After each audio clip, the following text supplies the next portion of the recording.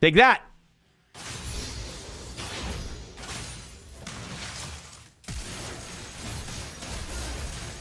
Oh, baby! That kill is brought to you by Alois. And I approve.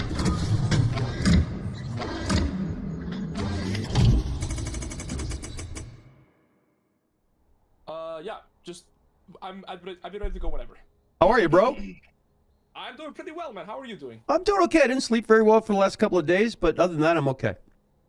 Okay, well, I kind of have the same actually. I don't have the best night's sleep. Is it like hot where you are, or why is that, or nothing in specific? Short story. I had insomnia for about 4 years, so I would sleep maybe once a week. Now it's the other way around. But once a week, once, twice a week, every so often, I can't sleep. You know what I mean? I just you know, whatever. So that's a good problem to have. So the other way around sucked. Yeah, I can imagine. Okay. People are like, how come you're not playing well? Because I haven't slept for a year and a half, bro. Yeah, that's a pretty logical correlation. Yeah, with a game. I'm just going to check to say my audio's doubling, but okay. Well, hang on. Can you hang on 1 second? I don't know. Every time I try and use Discord, it doesn't work. Hang on 1 second here. Okay, can you talk for a second? I'll see if my guys can hear you. Can you guys hear them? So I'm a huge fan of fundamentals.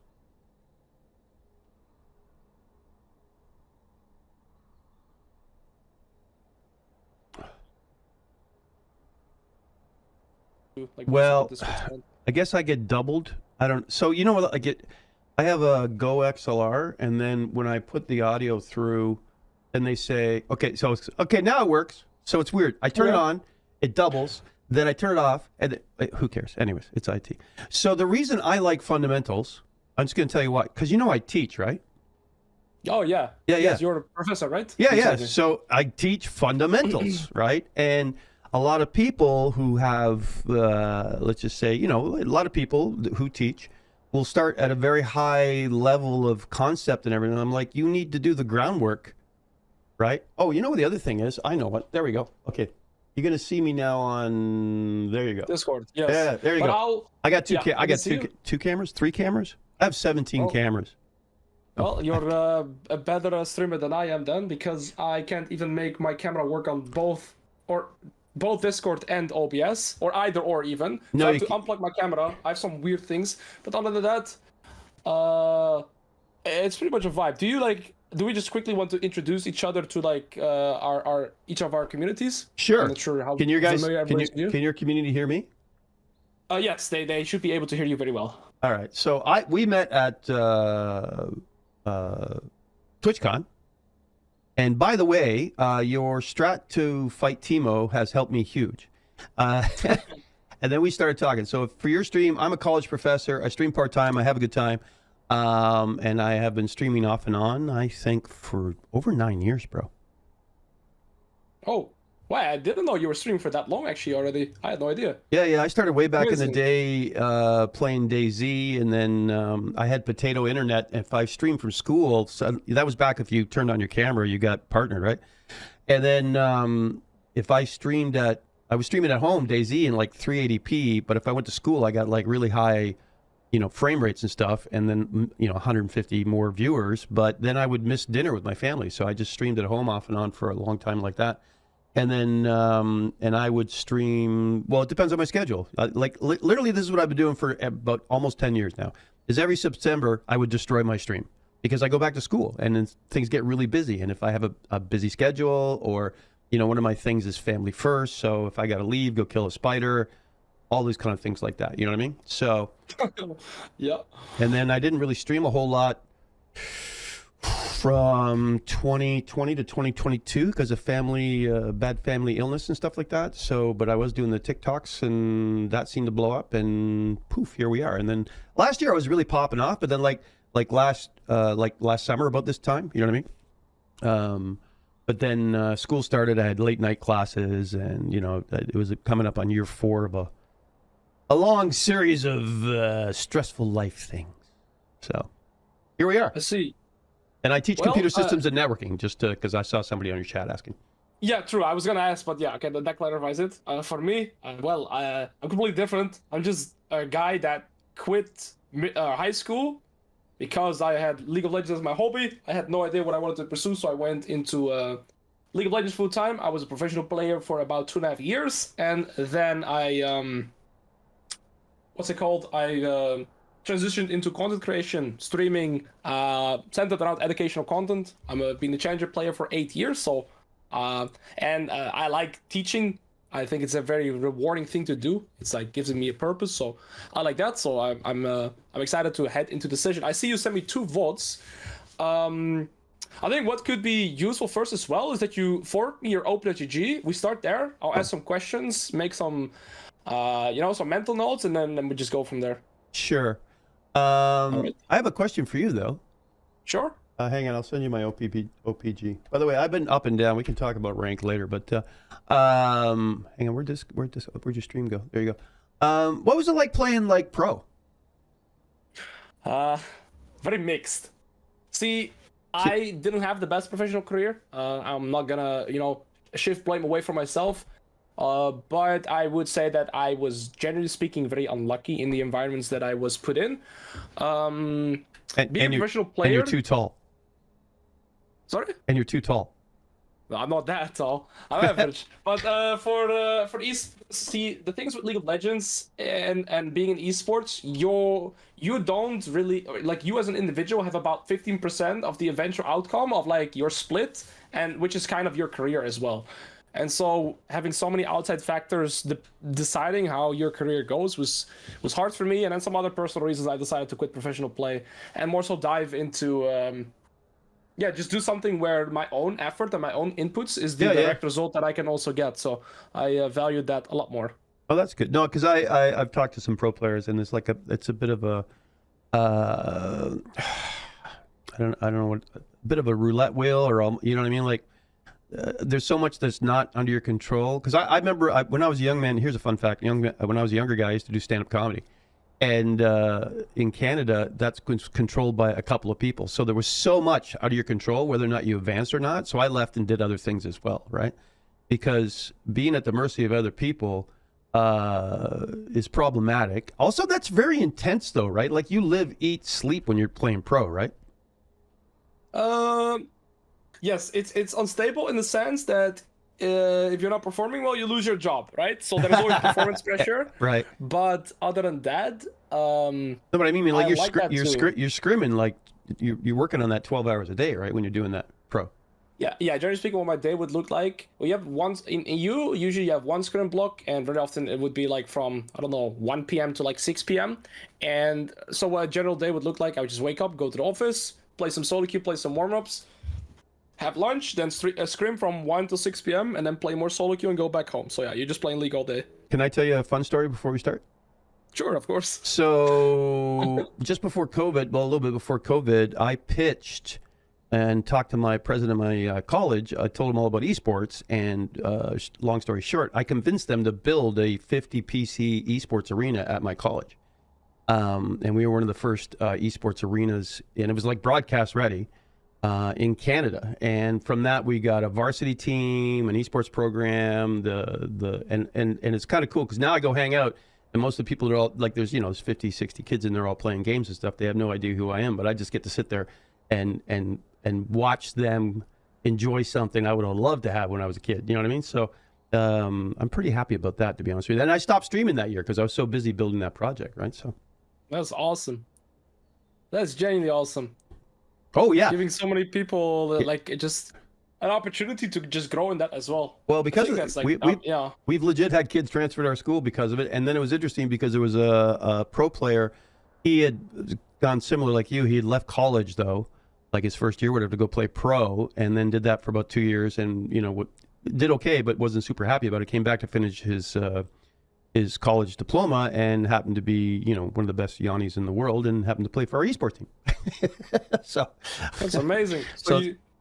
That's pretty cool. He owns his career to you. Well, no, we just happened to build a facility there, so it worked out pretty cool. So I'm pretty happy with that, right? So I mean, that's a great accomplishment. That's like super rewarding. I can imagine. Yeah, that's awesome actually. You've gotten so many different experiences, so it's also interesting for me to like hear just different perspectives and things that you've already been able to do. I appreciate that. Nice. Well, it's interesting because I teach computer systems and networking, but when I was a young guy, I was in the military, right? So the military is very good at teaching fundamentals because everybody has to know their job or somebody gets blown up. You know what I mean? It's not good, right? So you went from military to stand-up comedian to computer. Yeah, because then I went back to university and then I had computers, and then I was one of the first antivirus consultants in the world, and I used to work with John McAfee. Maybe you heard of him.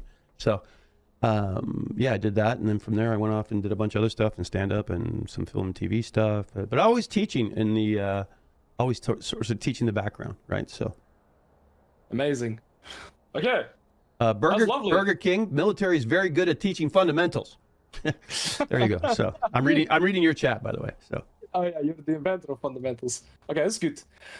Okay, well, that was awesome to hear. Caught me a bit off guard too. Okay, do you wanna dive into the session? Yeah, let's do that. So my OPG is a mess because I've been up and down. I think my highest rank was S4 on an alt account, and then I got a third account, hit gold 1 before I finished my promos, and they suspended that account. And that was a flat account too. Yeah. So, and then last season, you remember when they did that -50 thing? When you would demote, right? Yeah. I went from bronze 1 to iron whatever, like in about 4 or 5 games, because it just bang. So, and here's the other thing: I don't spam 10 games a day. Like today, I kind of spammed about a couple of games. And then I got knocked all the way down to iron 2, and then about 2 weeks ago I fought my way back to bronze 4, and then I've just been going bronze 3, bronze 4, bronze 3, bronze 4 and stuff like that. So okay, I see. So I'm not too familiar with the site. Where do I see CS numbers, etc.? I think I want to get your name and put it in OpenGG as well. I think that's easier. Just gonna that's UGG. Okay, sure. Yeah, it's easier for me because it just has a more clear overview. So I get some more information. For example, it shows your CS numbers and stuff like this. It shows CS right there. Look, 5.5, 5.8. Am I blind? Yeah, they were. Yeah, they were there. Yeah, but it's not like I don't get your average, right? I don't see your average for example. My best, by the way, I was really smoking on CS, and I think the best I did was 9.8 with York and 9.2 with Urgot. Yeah, that's good. Yeah, well, go ahead. I'll shut up. I'll shut up now. No, that's all good. Okay. I'll dive it into from my perspective. First thing I always look at are my general recommendation to any player that wants to start climbing, but you've got that down, is to select one role and have your champions limited in that role. 1 to 3 is my general recommendation, and the smaller your champion pool is, the better, to kind of create a niche whilst playing League of Legends, right? So you've done that. You are playing Urgot and Yorick, which I think is a completely fine champion pool to have for the MMR you're currently playing in. And then the foundation of League of Legends, if you've watched Karate Kid or something like this, the foundation, the most important thing, as a solo laner at least, that is the habit of just last hitting. If you get good at last hitting and you're good at that, that will already put you in a giant advantage throughout any game that you play. If you're simply better at last hitting than your opponent, regardless of what else you're doing, you're going to be in a fine spot. So that is just like a goal to set instantly, because 6.1 CS, that can be improved a lot. Urgot is very good at last hitting. So if I just want to make that an active goal and see how you approach last hitting, see how you last hit on the turrets, see how you're kind of avoiding or more so approaching wave states if you're either playing trade too aggressive or just farming lazy. Sometimes people are just very lazy. If I lose 2 melee minions in a row, I get upset. I kind of want to see how that works out for you. Then regarding KDA, I haven't watched any of your games beforehand, but 6.1 average is on the high end, but that's also paired with a very high amount of depth. So I'm assuming you're a relatively aggressive player. Yeah, scroll down. Yep. Oh, you just wanted to flex. Well, I don't want to flex, but I mean, like, the last couple of games haven't gone well. But if you scroll down, you'll see some other ones where, and the games I gave you, sorry. So, like, yeah, can you scroll down? Can you scroll? Yeah, go. There you go. 8. Keep going. Oh, my bad. What are we looking for? Show more. There it should be showing up. There you go. Look at that one right there. That's a good one. Up a little bit. Up a little bit. Up a little bit. The This one that one. says 17. Up. Am I blind? It's because we got a lag when I'm watching your stream. Oh, Yeah, okay. up. There you Yeah, go. I'm confused. So that was a good one. That's 16, 9. There's another one up there, 17, I think. I'll kind of run hot and cold, and there you go. There it was, 17, 5, 3. Young people, you're so fast. Oh, here. Okay, I see what you're referring to. What are we getting towards? Oh, just showing you some other games where I'm getting more kills, but I'm getting lots of deaths, and you know what I mean. So, Oh, okay, yeah. Okay, that's amazing. That's amazing. But the general consensus is, I'm looking at average, right? yeah. I think average is the easiest thing to go off of. It's good that you have outliers. 73 is amazing, but you're also gonna have games where you're like 1 in 10. Oh yeah. Right, so we gotta find a balance, and so the point more so is that the lower depth you have, the higher your farm average will be by default. So if we want to push up those CS numbers, we also have to die less. And it's very good that you get a lot of kills, but if you're dying a lot as well, you're also giving your opponents an opportunity to get back in the game again. So we don't really have a firm grip over the game. If we can get this down towards, let's say, 4 per game, your CS will by default probably already increase to a 7. Can you look at just ranked games? Yeah.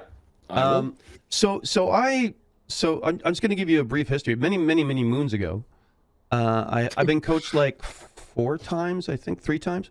So way back in the day, Nice coached me when I was Iron. I got out of Iron. Then Max Waldo coached me, and I learned more about rotating, being a little more aggressive. Sanchovies coached me, and I got more focused on CS. And when I talk to my chat all the time, I'm like, kills actually don't win games, or like objectives win games, right? Which is why, like Yorick, you can go all game, get 0 kills, but as long as I take the Nexus, I'm happy. You know what I'm saying? Exactly. So, but it's been a dumpster fire lately, buddy. I'm gonna complain. It's you know what I mean? Like it's been like some of these games I've worked so hard and we still die and then or I get sucked into that kill mayhem madness in the middle and I'm like I have to literally tell myself, don't go to that fight. Don't go to that fight. It's a bad fight. Don't go to that fight. It just gets really frustrating. You know what I mean? Yeah, there's a nuance, right, to what you said. So kills don't win games. I agree. Kills are important, but they're not the main source of income. So that's a better way to put it, right? For example, around 16 to 17 CS, so let's say 2 side waves is almost equivalent in terms of both gold and EXP to a kill. Right. And then a turret is worth more than a kill, like a tier 1 turret. A tier 2 turret is worth 2 1/3 of a kill if we're talking 300 gold per kill. So in the general sense, I would say the easiest way to get resources in the game is side waves to turrets or side waves into jungle camps, and then you get the kills by being efficient on the map.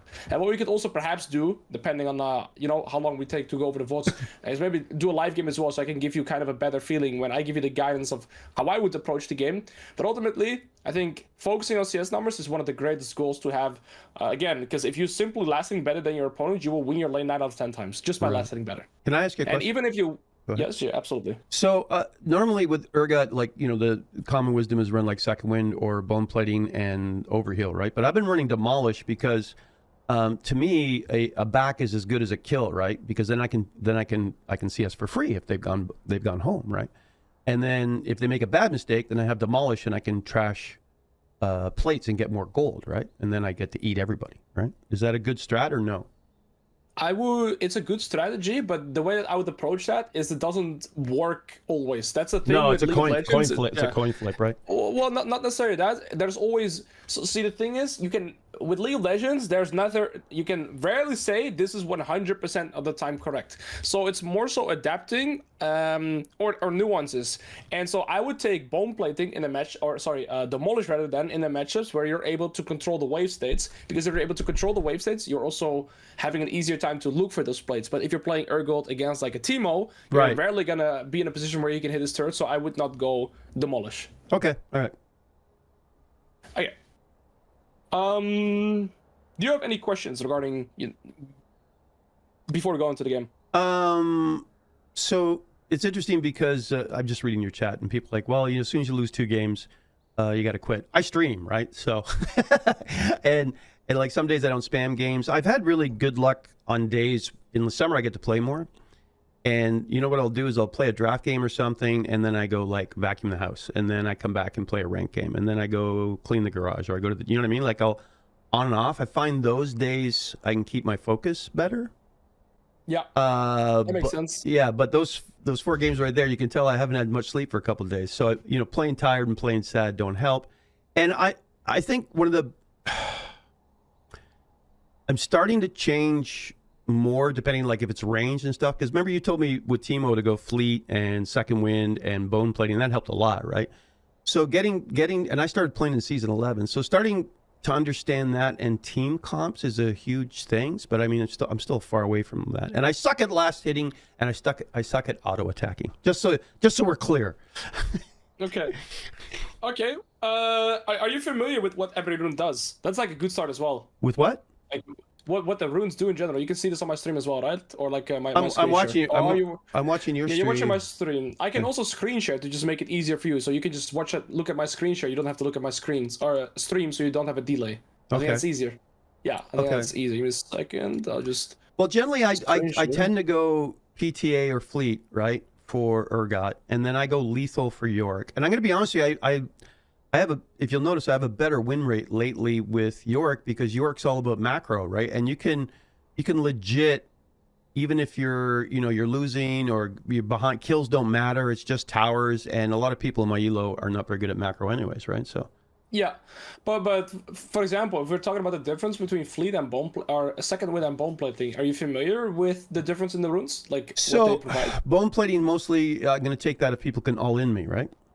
Yes. Right. And if they have burst damage, generally speaking, this is good to melee champions. Examples are like a Jax, other like a Riven. Basically, yeah. Champions that trade in patterns, and this is just whenever they have poke. So, for example, if I play against Aatrox, second wind is still better than bone plating very often, because he's more so playing poke oriented. Is like 1, then 2. Yeah. Whereas like Renekton can just right. Yeah, exactly. Yeah. And then Fleet gives you sustain, and then PTA gives you more pressure. But realistically, against the Timo, you should never be able to proc PTA, and so Fleet is better by default. Right. Yeah. That helped a lot, by the way. Yeah, perfect. What else did I want to mention? I think there was one more thing that was on my mind. Yeah. If you were to describe yourself as a player, what would you say are your strengths, and what would you say are like weaknesses, or the thing you struggle with the most? I'm really good looking. I think this helps a lot, and I pick good skin. Okay. Yes. I would say, well, it's interesting because, so I mean, like League of Legends and streaming League of Legends, half the time is about the story, but a lot of times I just really like it when I play well, like win or lose. You know what I mean? Because everybody's like, "What's your rank? What's your rank?" But at the end of the day, it didn't matter. Like, did you play the game well? Do you ever golf or anything like that? Oh man, I don't go outside. You don't go outside? Okay, all right. I went on a 60K bike ride last weekend. I'm going on a 120K this weekend. So, but when you play golf is like a game that's easy to learn but very difficult to master. League of Legends is exactly like that. It's kind of easy to get the general idea, but it's very difficult to master. That's why you're a challenger. I'm not. But yeah, there's a lot of details on League of Legends. Oh, there is. Yeah. And like the more you play, the more things become second nature as opposed to a conscious thought. But I like what I really like about League is when, suddenly you do something, you go, damn, that was good, or that was good CS, or I played well. Like playing just not for the rank, not for any of that kind of stuff, but just to play for the beauty of the game. You know what I'm saying? Whenever I focus on rank and all that stuff, I start not having a good time. I mean, that makes sense. You're one of the few players probably in existence that play League for fun, but that's good. People get mad, by the way. That's good. People get mad. Yeah. No, but that's good. You have a very healthy relationship with the game, so that is amazing. There's one last important thing that we should know. Okay. You do know that I play with a trackball, right? What? This is Can you see that? Wait. What are you referring to? In my hand right now. Can you see that? This is what I play with. What is that? This is a trackball. So a trackball? What does that do? So this is how you move the cursor. Left click, right click, and zoom in, zoom out. Yeah. Oh, I think you gotta. I think that's probably why the last hitting is at 60 FPS per minute right now. I think that's where we can have biggest improvements. Well, I don't know, but dude, I've won lots of PUBG championships, H1Z, all sorts of stuff with that mouse. And then look at my wrist; they work. Okay, bro, it's just like such a curveball. There's like a giant tumor on your mouse. How do you play League of Legends with that? wait, repeat. Your cursor moves with your thumb, and what does your right click do? So, well, right click is right click. It's just like, so listen, way back in the day, you see this ball thing here, right? Yes. That used to be in the bottom of the mouse, and that's how you used mice. You moved them around, and somebody moved it up here, and that was called trackball. So there used to be one like this, and that's what I used to use. For this one, I'm using the thumb one, so I had to adjust a little bit to get used to the thumb one.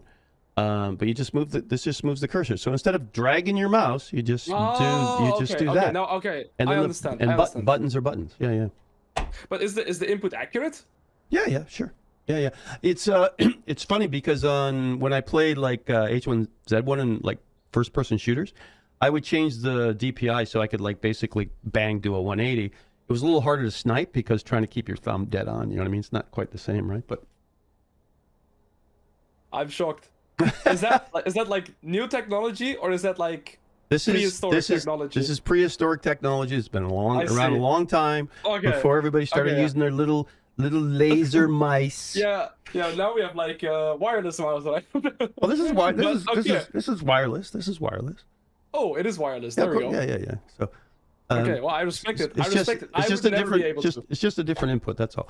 There was a guy that ended up using. There was a challenger in a tournament that ended up using one of these and stomped people. So really, yeah. So it's really good at certain things, but what it's not really good at is doing macros and that kind of stuff. Like if you want to hotkey stuff and things like that.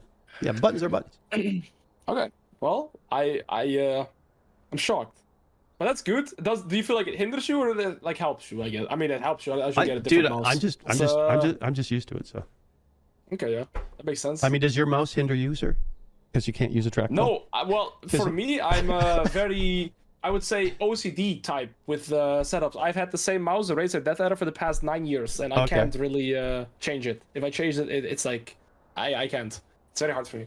Although I would say that I've had wrist injuries in the past, so I guess you don't have to worry about that. No, actually, the only time my wrist bugs me now is with the new Xbox controllers because they're smaller than they used to be, right? So, and by the way, just as a point of interest, I do vape. I quit vaping, but again, I had mentioned some family health issues, so I started vaping. So it's on the list to go right now. So, I'm sorry to hear that, brother. That's okay. Anyway, so. Okay, summary of your strengths and weaknesses. Your mouse is prehistoric and has a tumor, and I've been working on auto attacking and poking. I don't do that a lot. You know what I mean? And I forget to poke people down. I think remembering to play my game, you know what I mean? Like, because like people ping you and all that stuff like that. And it's like, no, that's not good for me. You know what I mean? So, I will get sucked into the, sorry, I'm a little tired today. The nonstop, like I'm starting to get frustrated. And normally I don't get frustrated, and I'll be pinging people like, you know what happened? Like we're playing, and like say you're behind, and then people go into like hero mode, or they keep picking, like their answer to losing a team fight is not to pick another losing team fight, and or I will do some bad. I'm really trying to, like, some days I have a good day when I'm rotating well and pushing my wave, but I think lately I have been managing my waves as well as I used to. I'm not auto attacking, and my CS has dropped. So that would be my biggest issues. And that's me, because I'm like, I gotta rank up, otherwise everybody like, oh, how come you're only bronze or whatever, you know what I mean? So I'm trying. Okay, I see that. I wouldn't have that mentality, but I see your point of view. I think the most important thing as well is just, like you said, just put everything on yourself and see what you can improve at, because ultimately nothing else is in your control, right? You're like your teammates' emotions, your teammates' play. You can only control yourself. Yeah, so and your emotions too as well, right? So. Yeah. Okay, I think we have a pretty clear overview. Do you have a preference of which you'd like to start with? I will say though that this which one is it? Urgot against Darius, hard carry for you. So I've opened the same one, so we'll start with this one. The only thing I will say, it's a tiny bit suboptimal that I don't have your POV, in the sense that right now I see like, as in like, how would I say it? Like actual your PV, like you're playing the game live. I can see your gold. I can see where you're pressing tab. I can see when you're moving your camera. All that stuff. Oh, you wanted a live game like from my stream? Yes. Oh, I just recorded 2 games randomly. I mean, if you want, we can go back and I can just go find like a VOD and you can go through those, like my old videos. I think that's probably. I thought this was dude. I spent like 2 hours recording all this stuff. I'm sorry, but what I mean. I said what with your POV. That's what I meant with POV. Next time I'll be more clear. We can try it like this. We'll start it like this. We'll do the first VOD. We'll do it like this, and then we can search a VOD later with from your stream. Yeah, the reason I didn't want to do that was because then I'm yelling and screaming and ranting and raving. You know what I mean? It's okay. I'll just mute you. That's all. That's all good. Oh, okay. All right. Okay. I can go. I can go find like. Okay. All right. Sorry, I didn't get that. I thought you just wanted me to focus it on my. That's why I went back and played the VOD back instead of the stream.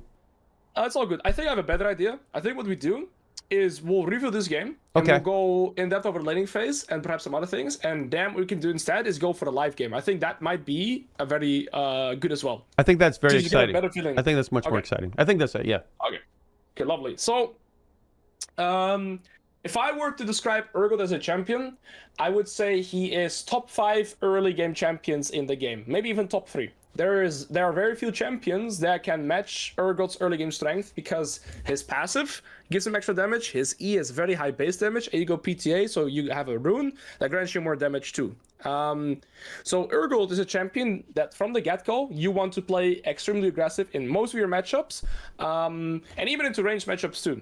And my general philosophy with playing top lane, and you can tell me if you think back to some of your recent games, is that your first 4 waves in top lane very often will decide kind of how the rest of your laning phase is going to look like. Can you say that again? Say that again. So your first 4 waves in top lane, so the early laning phase, very often will decide what the rest of your laning phase is going to look like. Okay. You agree with that? You disagree with that? Think back to some of your recent games. Well, I mean, everything flows from one thing. I mean, if I'm down CS, if I'm crushed, if I'm not, I agree with that. I mean, the 4 waves, is that which one's the cannon wave out of the first 4 waves? That's the 3rd wave. Yeah, okay, 3rd wave. I've been trying to figure out how to, I could just never do how you can sort of push the 3rd wave and walk back for free? I've not been able to do that for a long time. Referring to a cheater recall. Yeah, cheater recall. I'd love to be able to do that, but I suck at it. So okay, well we can talk about that, but ultimately, you tell me why. Because York doesn't care, but with Urgot, I do agree. I tend to play aggressive out of the hop, and there's only a couple of people I can't 1v1. Like Set and Darius and stuff like that off the hop. Yeah, Set, Darius, and perhaps Trundle. Even Trundle you could probably beat. Okay, and so with that in mind. Especially when you're Urgot, I kind of want to have a level 1 plan or like a system when going into the game. So the things I take a look at is I take a look at the 1v1 isolated matchup. So we're playing into Darius, right? You're playing with Flash TP, and he's playing with Flash Ghost. Regarding his rune setups, I know he has Conqueror, and I don't know if he's either Resolve or Sorcery. I'm not able to see that right now. And then the second thing I want to look at, so we look at the matchup, we take a look at his summoners.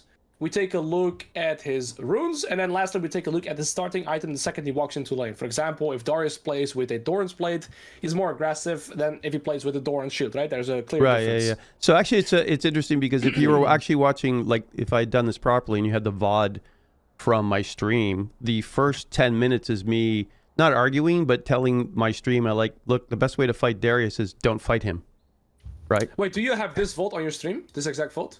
Well, I mean, it would just be my last stream, right? Last stream? Oh, yeah, sure. I mean, if you have that, then I'd rather have your stream VOD, if you have it ready. If you give me a second, I'll go find it. Sure, but it's literally me talking to stream going, so I was trying to work on this series. Hang on. Sorry. There we go. Channel. Look, there's me. I was working on this series, Know Your Enemy. You know what I mean? So what I was doing was, okay, I gotta find my videos. There we go. GamerDad here. I'm gonna. Damn it! Can we start here? Because I don't know which. Okay, that wasn't videos. Wasn't this game? I would have to hunt and peck for this, so I can't remember which one.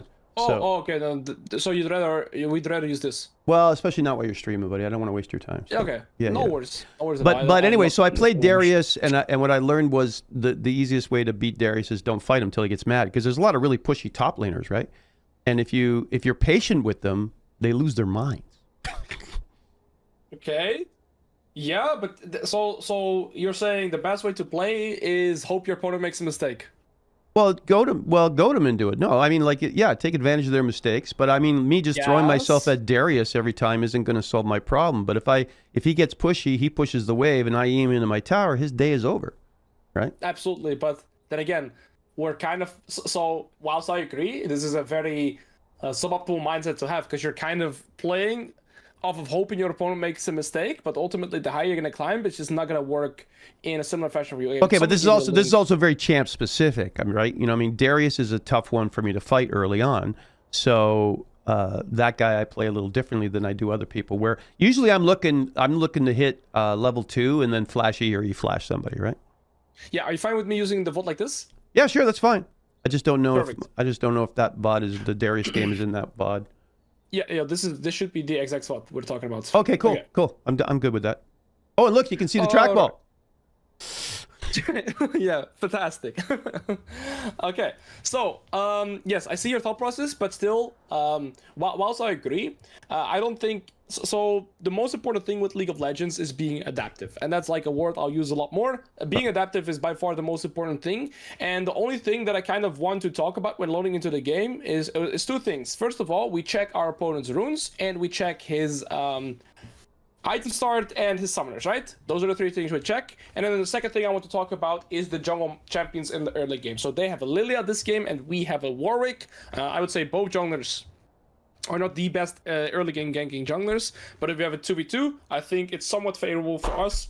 Pre-level 6 and after level 6, it's a bit more skill oriented. Okay, so you just did something that I'm always impressed by, is you're looking at the enemy comp. You know what I mean? Yeah.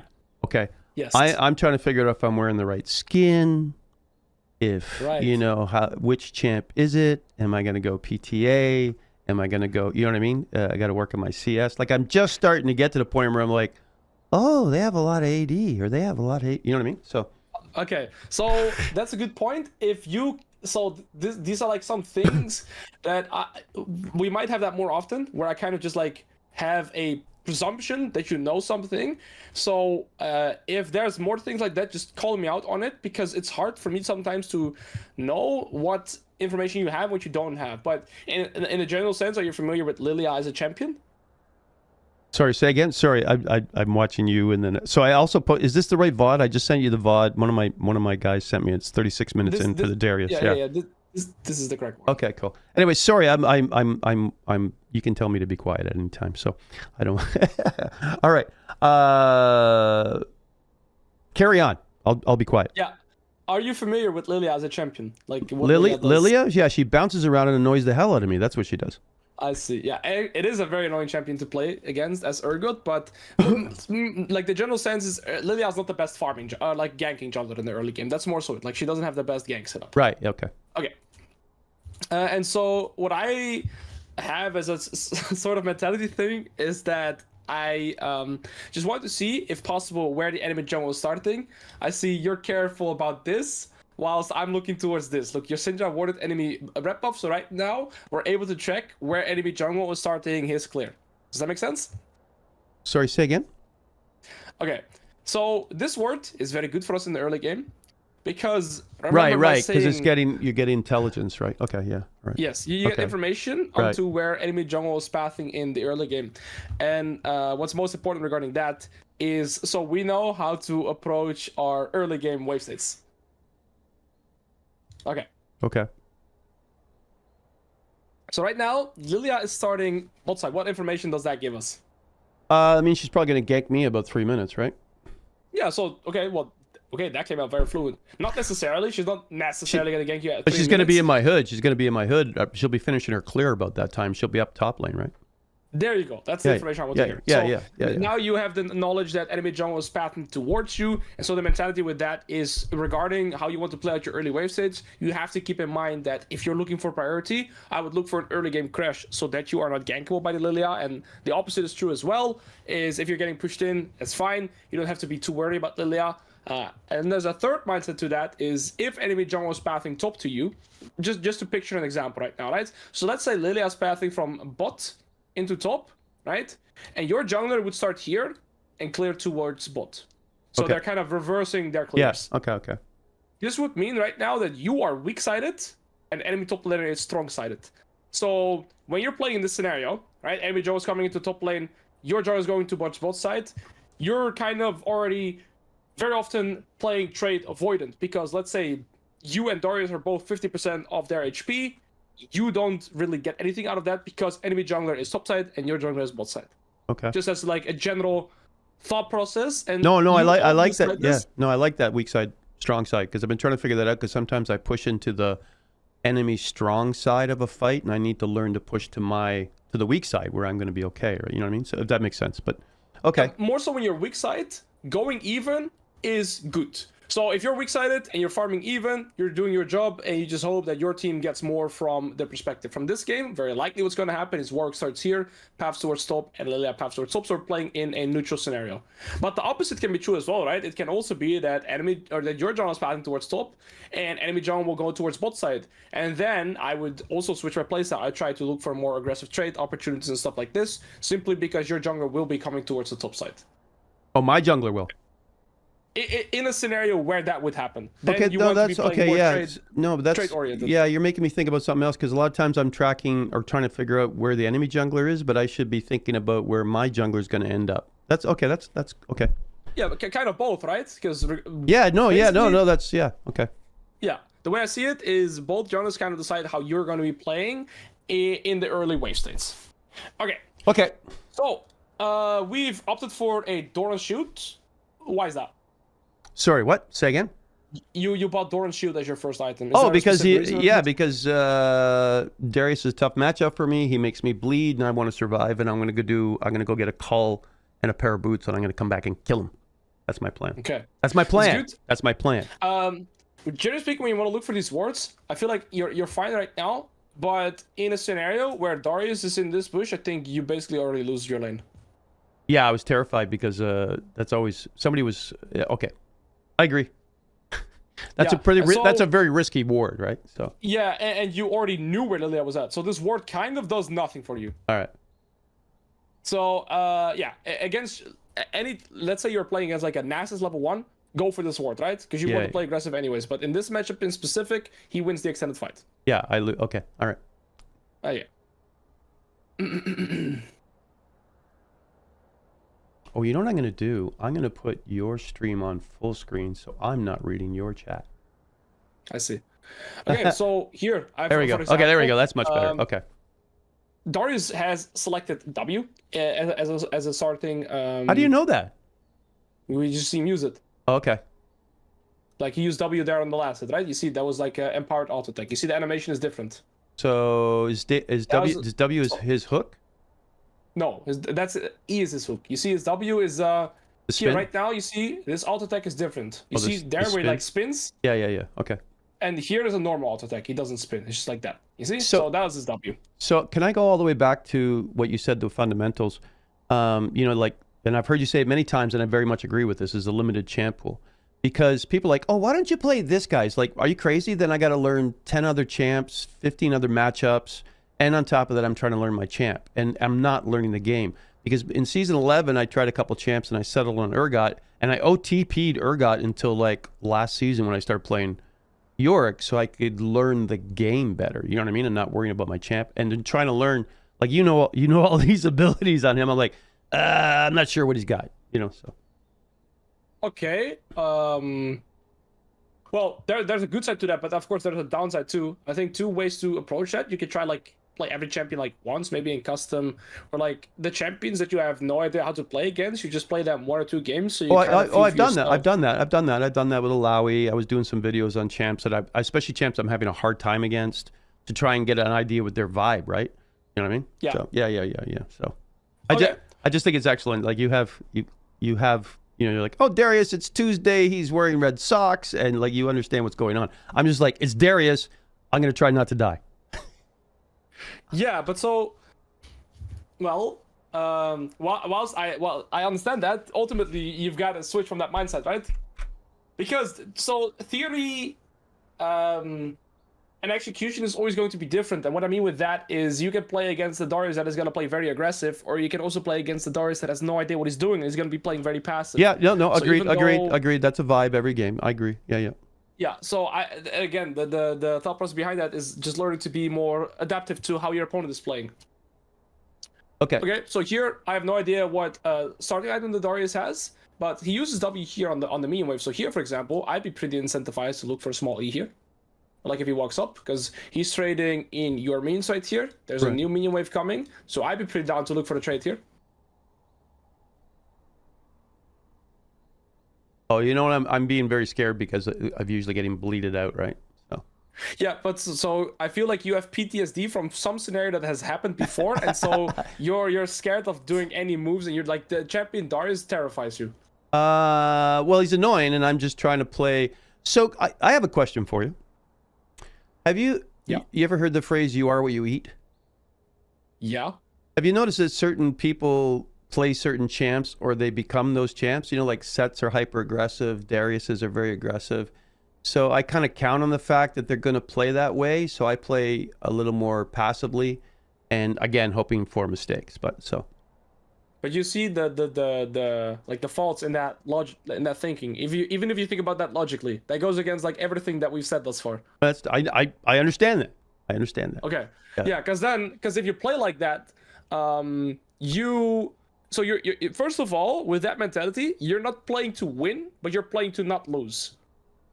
Yeah, I've heard that argument before too. Yeah. And I'm not trying to be adversarial here or anything like that, by the way.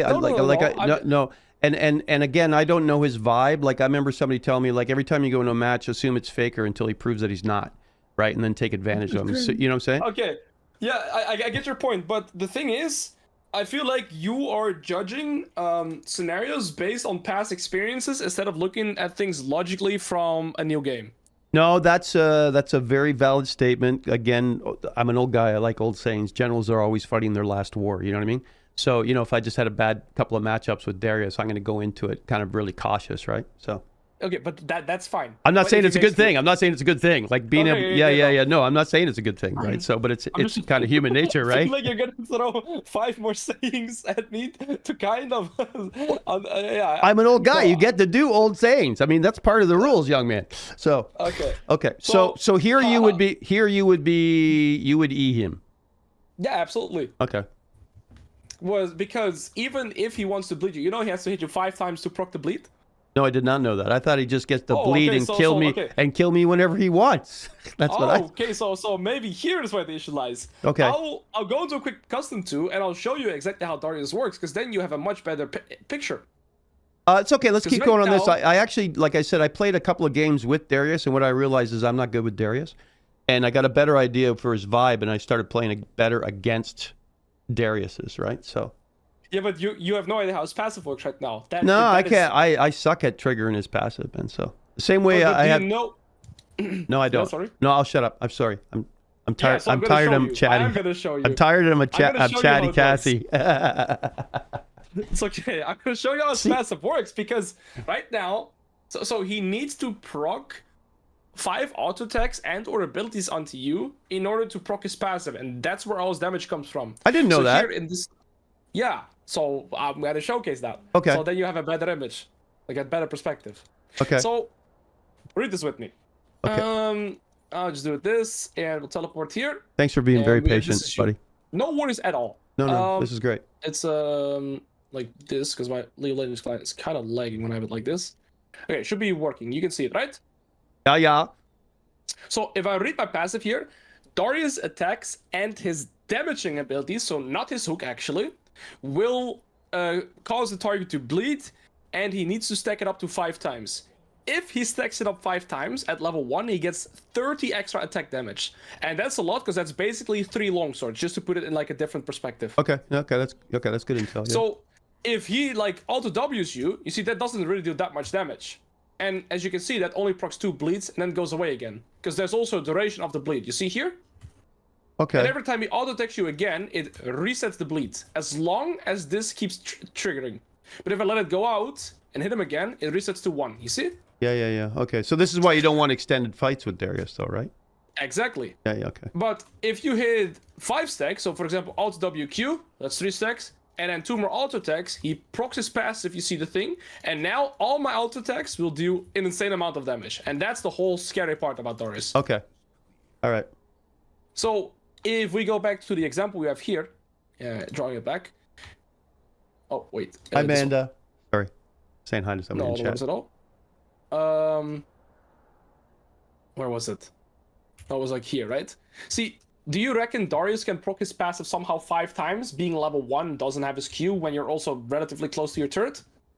My assumption is yes.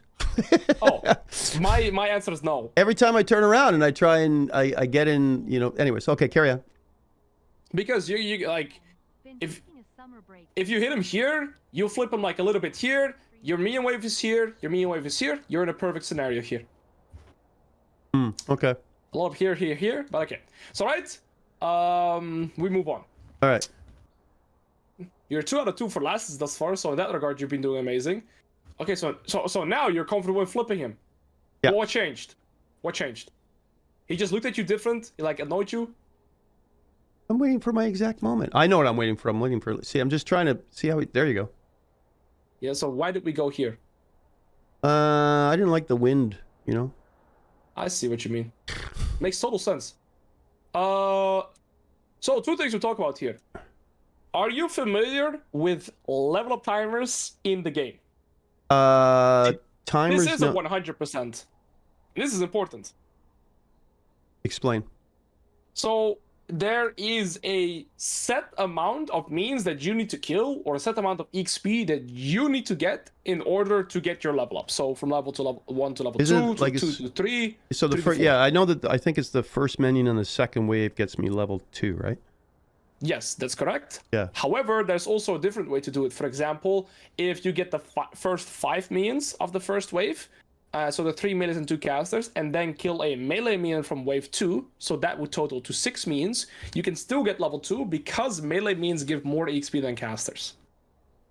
Okay. All right. Tanks pay more. Yes. Okay. Now, knowing these level up timers is very important because for 2 reasons. You want to time your trade whenever you have a level up timer, because being a level up over your opponent is equivalent to about 600 gold worth of stats, because when you level up, you gain 100 HP instantly. You get an extra ability, some mana, armor, AD, all that stuff, right? Right. So knowing these level up timers is very important. I could write them down quickly for you if you want, so you just have them as like as like a memory. But basically, for level 2, it's first 6 minions plus let's say first wave plus 1 melee. Or it's first 5 plus 1 melee. Alright, level 3, it's first 2 waves plus 2 melee. I'll just write it down so you have the note. Okay, I appreciate that, yeah, because I'll forget in 2 minutes. Okay, cool. And level 4 is first 3 waves, 3 melee and 1 caster. Now, I write this down because this is one of the few things that are 100% every game. Right? You don't have a lot of give, like 100%, but this is one of them. It's consistent. And so here, I like this trade opportunity a lot more. And that is also because Darius is not remotely close to getting his level 2, because he'd need to kill basically 2 casters and this melee in order to get his level 2. You see what I mean? On the next wave. All right. So you're both level 1 here. However, on this trade example, what I'm looking at and what makes me pretty scared is that he's killed all 6 minions right now on the first wave, and all he needs is 1 melee, and he would be level 2, and you would hard lose his trade. Yeah, well, I mean, again, though, I usually lose, I usually lose to Darius level 1. He's not somebody I want to fight level 1, right? Okay, so why did we eat in here? I'm just trying to understand the thought process. Oh, buddy, I don't know. Okay, fine. That's fair. It's just, for me, you see, my thought process is I don't like the wind or the way Darius looks at me, or just like okay. So I'm just joking around there. Let's be clear. I'm just joking around. I'm trying to survive the matchup. I told you this one I'm trying to play very cautiously with him until I can pick my moment and kill him, right? So, and you like, dude, you're a challenger. You're seeing a lot lower level activity in this fight than I am. 100%. I understand. 100%, right? So when you're asking why I didn't do this or didn't do that, I'm not really sure in the moment. You know what I mean? So I am not being as analytical as you are. Absolutely. You know, I'm just kind of vibing, right? So. No, I understand. I respect that. But the thing is, I do want to try and get towards a point where we're making decisions based on logic instead of just doing things on the fly. That's kind of what I'm. No. That's really good. That being methodical is excellent, and I like that. I like that idea, right? So okay. So I was more so making a joke, but for me here, the odds. So the reason I like this trade is because multiple things are being met, and one of those things that is most important is that if Darius trades with you right here, he's fighting in your mean wave, right? Right. So that is one thing that's positive for you. And the second reason is that he is no way close to getting towards his level 2. So those are two conditions that are good for us here.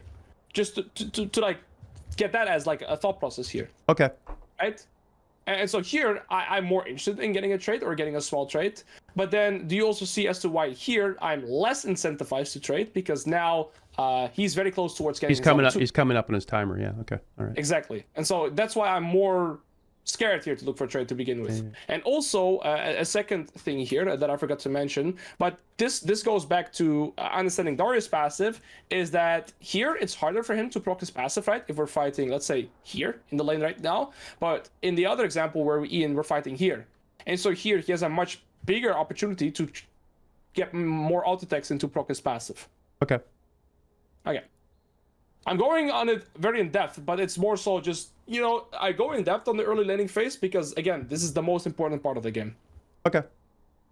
All right, so we get the first trade here. I think he gets his level 2 because one minion ends up dying. I'm not sure which minion ends up dying, but he gets his level 2 as a result of that. And so here, if he would have selected his E, for example, I think you're actually dead. Right, because he's got me, right? Right, because his E would be the hook. He hooks you back. Yeah. You either have to flash or you'd be in a lot of trouble. Yeah, okay. GamerDad. Okay, he selected Q. And he crashed the wave into the turn. Okay, perfect. Okay.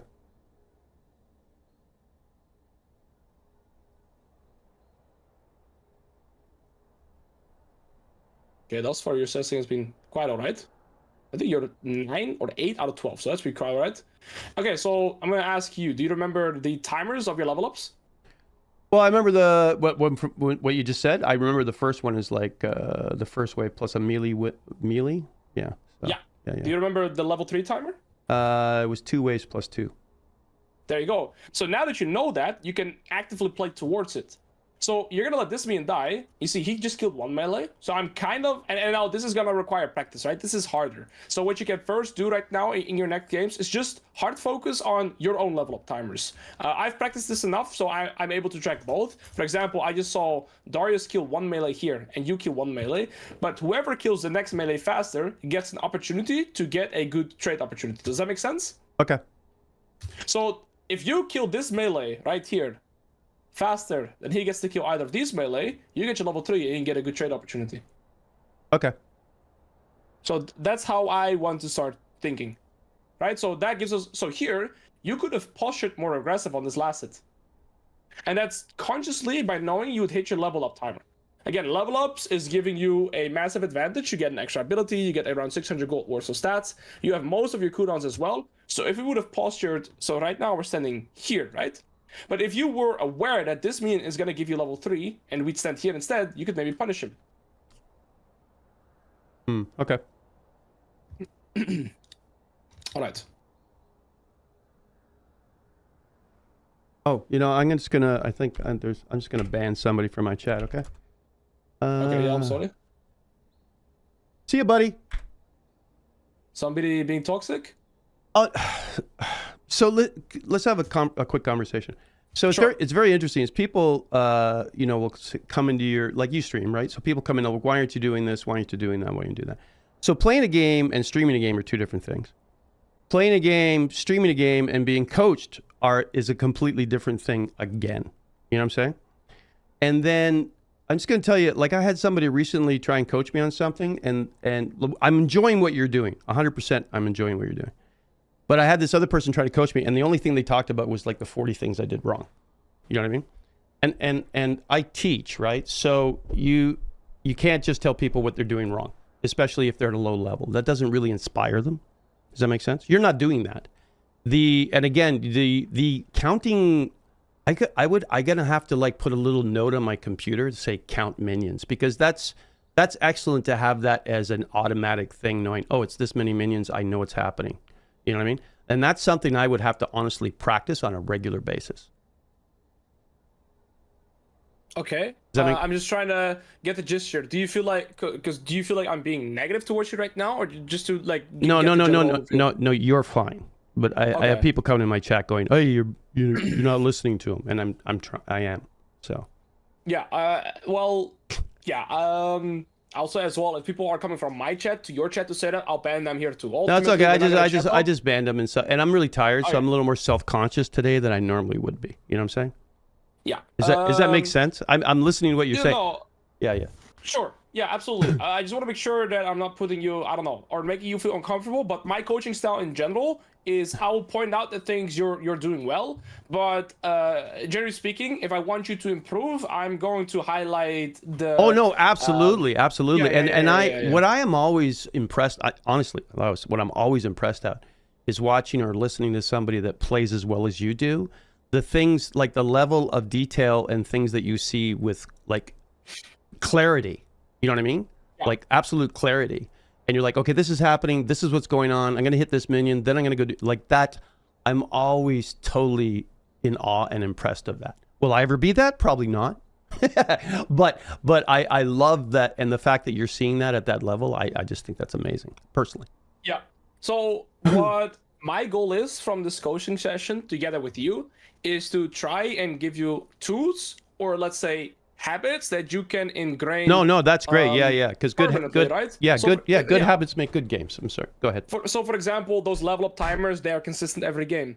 But that is also why I stood for a bit longer on the Darius subject, because I don't want you to ever go into the game with the mentality that I'm playing not to lose instead of playing to win. I want you to have the mentality to play to win. And how do you get that confidence? That's by having these habits that are basically giving you the opportunity to be more consistent. Does that make sense? No, absolutely. Okay, and that's a good lesson. Yeah. Okay. So right now I'm gonna talk about two more things. Okay. So here two things to help you track junglers as well, but again, this is gonna go into like in-depth stuff that is sometimes harder to track. Like League of Legends is a game of details, so many things happening at once, but it can be important to talk about. So do you remember where Lilia started her clear? It was on the rep buff, right? She started she started a run on bot, right? Yeah, on red buff. But we see her on blue buff already now. Yep. With your ward, actually. Do you know how much farm every jungle camp gives in the game? No.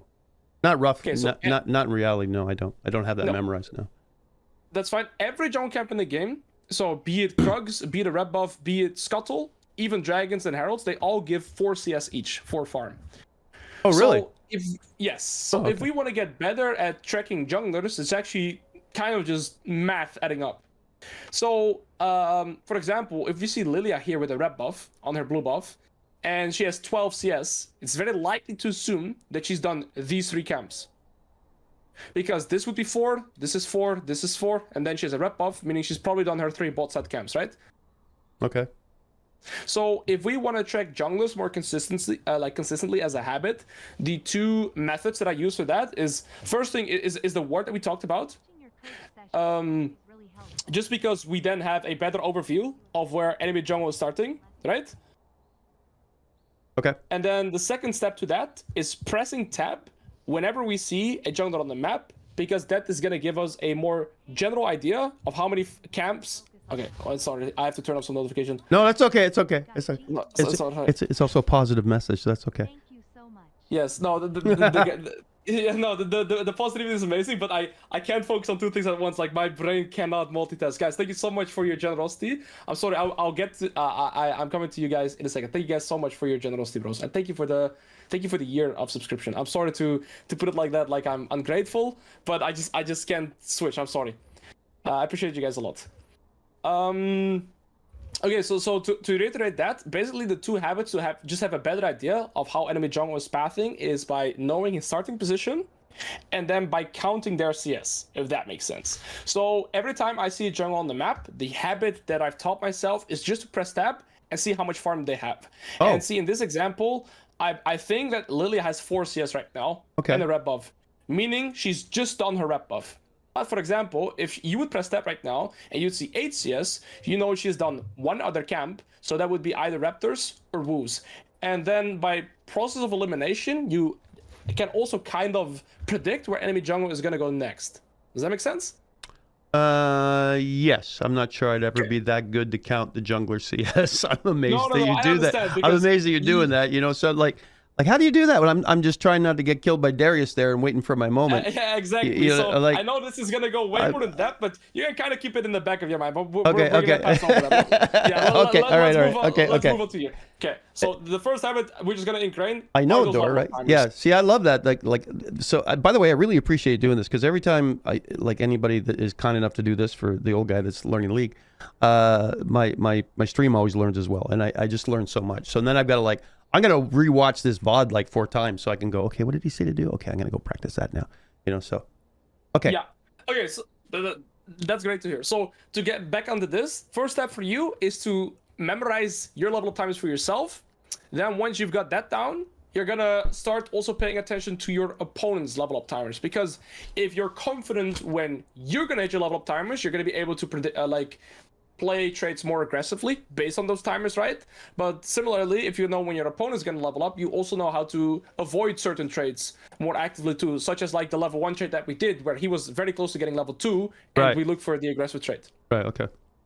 Okay, so perfect. Here, I believe you flip him in the turret because we saw that go by quickly. So here you get that scenario where you're looking for. Right. So this is good, and he's able to flash away. And so now, something very interesting happens. So Darius is below half HP, and he's playing with Flash Ghost, right? Right.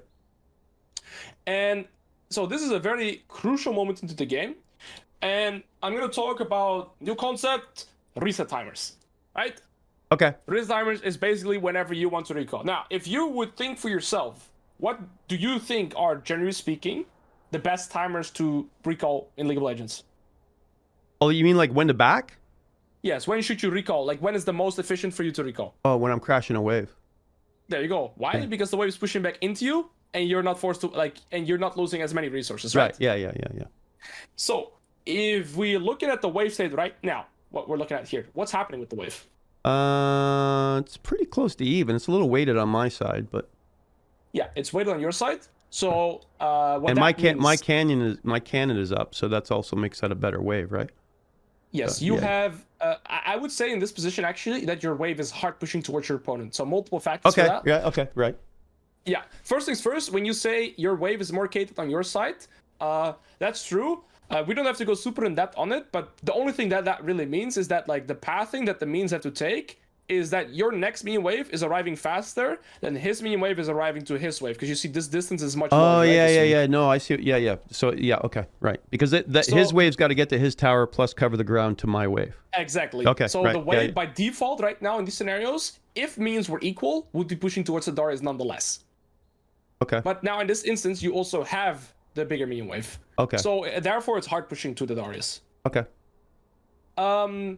Now, another benefit that we have in this position is that you're going to hit your level 4 faster than the Darius is. Because you only need 3 melees and a caster, whereas Darius needs to kill, well, let's calculate, he needs to kill all of these minions to hit his level 4. Oh, really? Yes, because he needs the first 3 waves, 3 melees, and a caster. So you see here, you've already gotten rid of the entire 3rd wave, so you only need 4 minions to hit your level 4.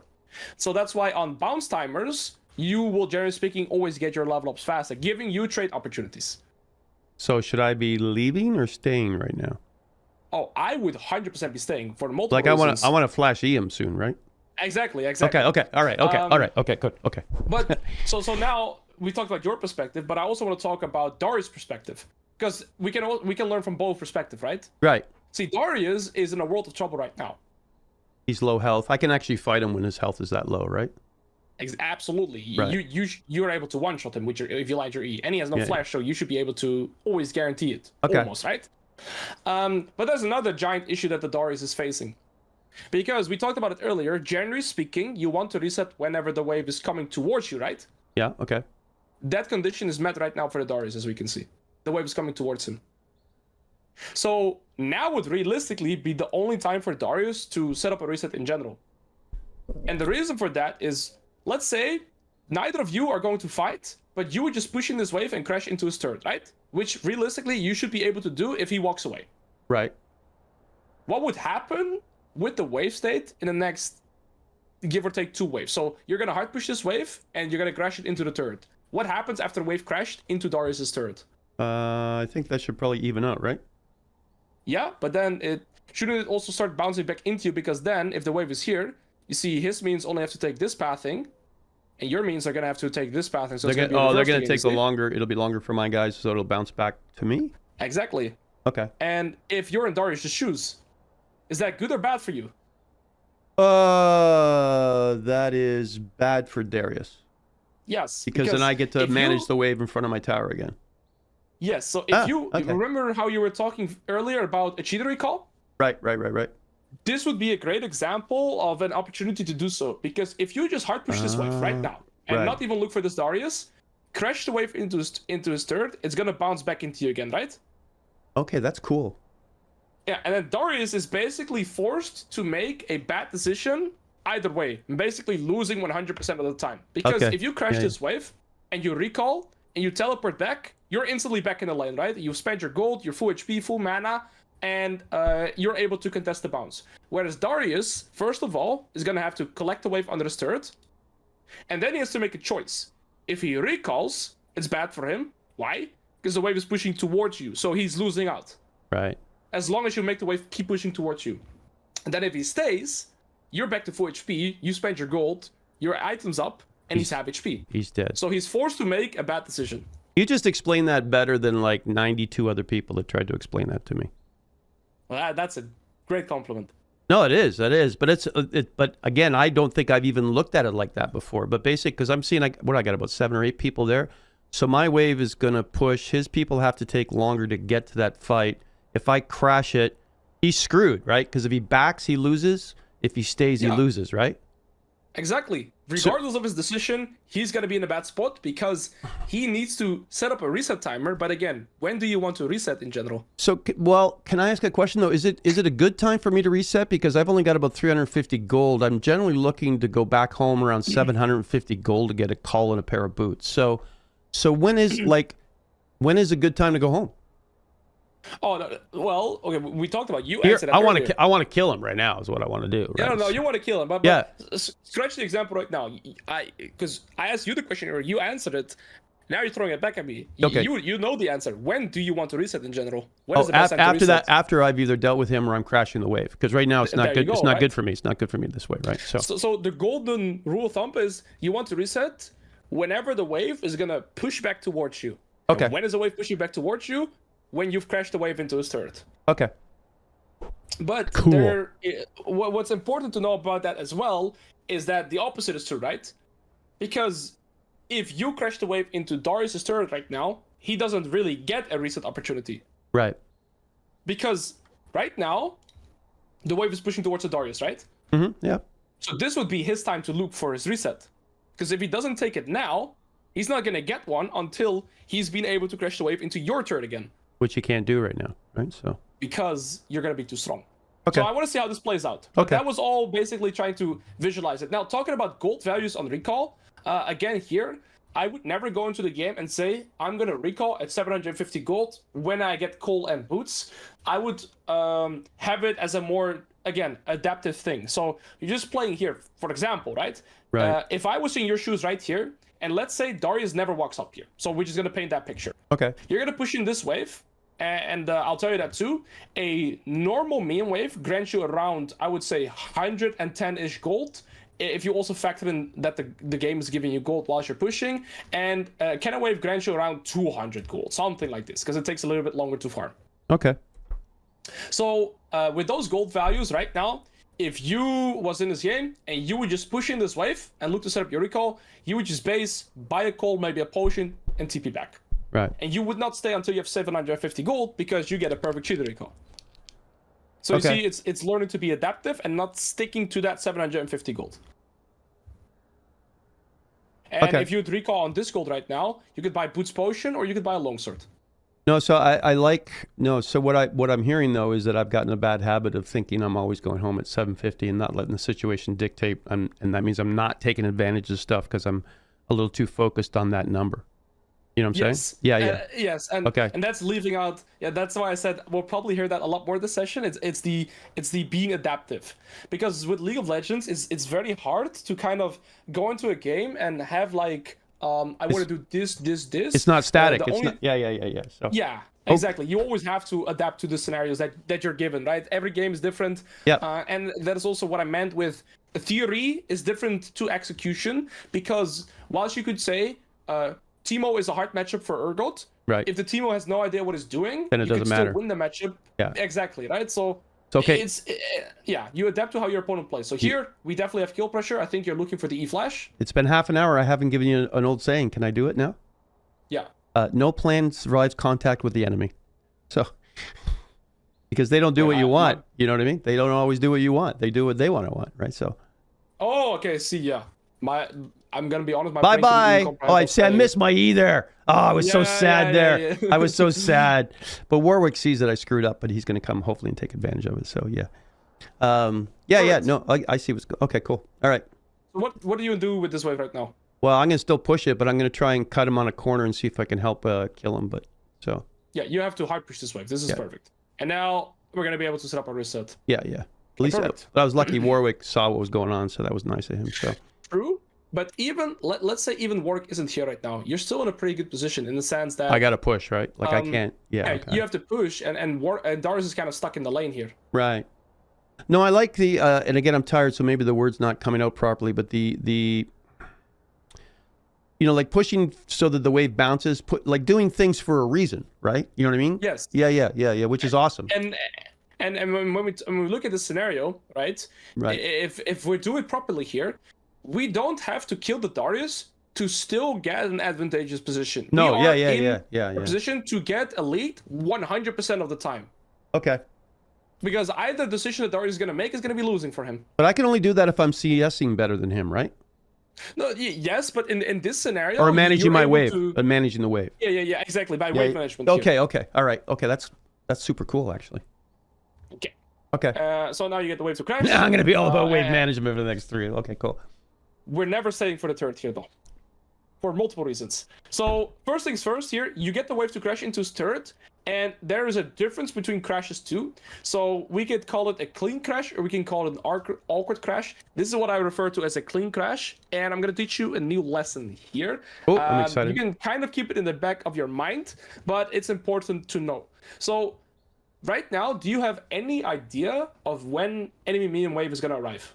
Well, yeah, because his wave is at the bottom tower, so this wave is going to crash mostly into it, and it's going to be maybe about 20 seconds, I think, till his... So you know that because you've looked here, right? Yeah, well, I'm looking where my wave is. Yeah, exactly. So yeah. Whenever you want to decide a crash, you basically you look at where your wave is at to dictate where enemy wave is at. Exactly. And so now all we want to do is crash this. It's gonna start bouncing back towards you again. And did you know that the turrets actually have a bulwark passive? So they're super tanky until minute 5. Yes, I do, because me poking it doesn't do much good in the first couple minutes, right? So yes. Yeah. So you staying here grants you nothing. In fact, it loses you out, because the faster you recall here, the faster you're back in lane. Oh, the less gold you're losing out on as well. Okay, all right. Because in this scenario as well, realistically, you shouldn't even have to TP back to lane. Even with the demolish, it doesn't. Okay, all right. Yeah, it does nothing. All right. Okay, cool. So you staying in lane here shoots you in the foot. Now that just cost me time. Okay, cool. Yep. Yeah, and now you haven't gotten your reset in, because what we should have done alternatively here is get this wave in. Perfect. What's going to happen with the wave set right now after your wave crashed into his turret? They're going to be hanging around his wave, his turret now, right? Yes, and then what happens on the next wave? Shit, it'll bounce to me. So is that good for you? That's good for me. So what should we do? You get the hell home. Yeah, that's exactly right. Because the wave's pushing back towards you anyway, so there's no reason for us to stay. Yeah, okay, cool. There you go. Yeah, nice. So now you're able to have that thought pattern, and you're able to make more decisions like that. Because right now, what's happening with the wave right now? It's pushing back into you. That's when you want to reset. But now the reverse is going to happen as well. This is your timer to reset, similar to what the Darius had earlier, right? Right. But if we don't take this timer now, we're going to have a similar hard scenario that the Darius had.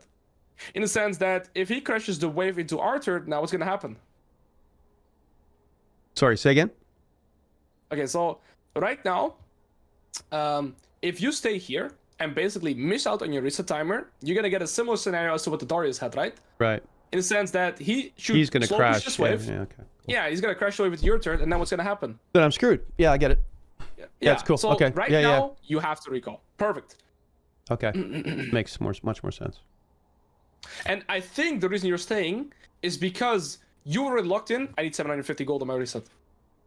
Oh, I think you're absolutely right.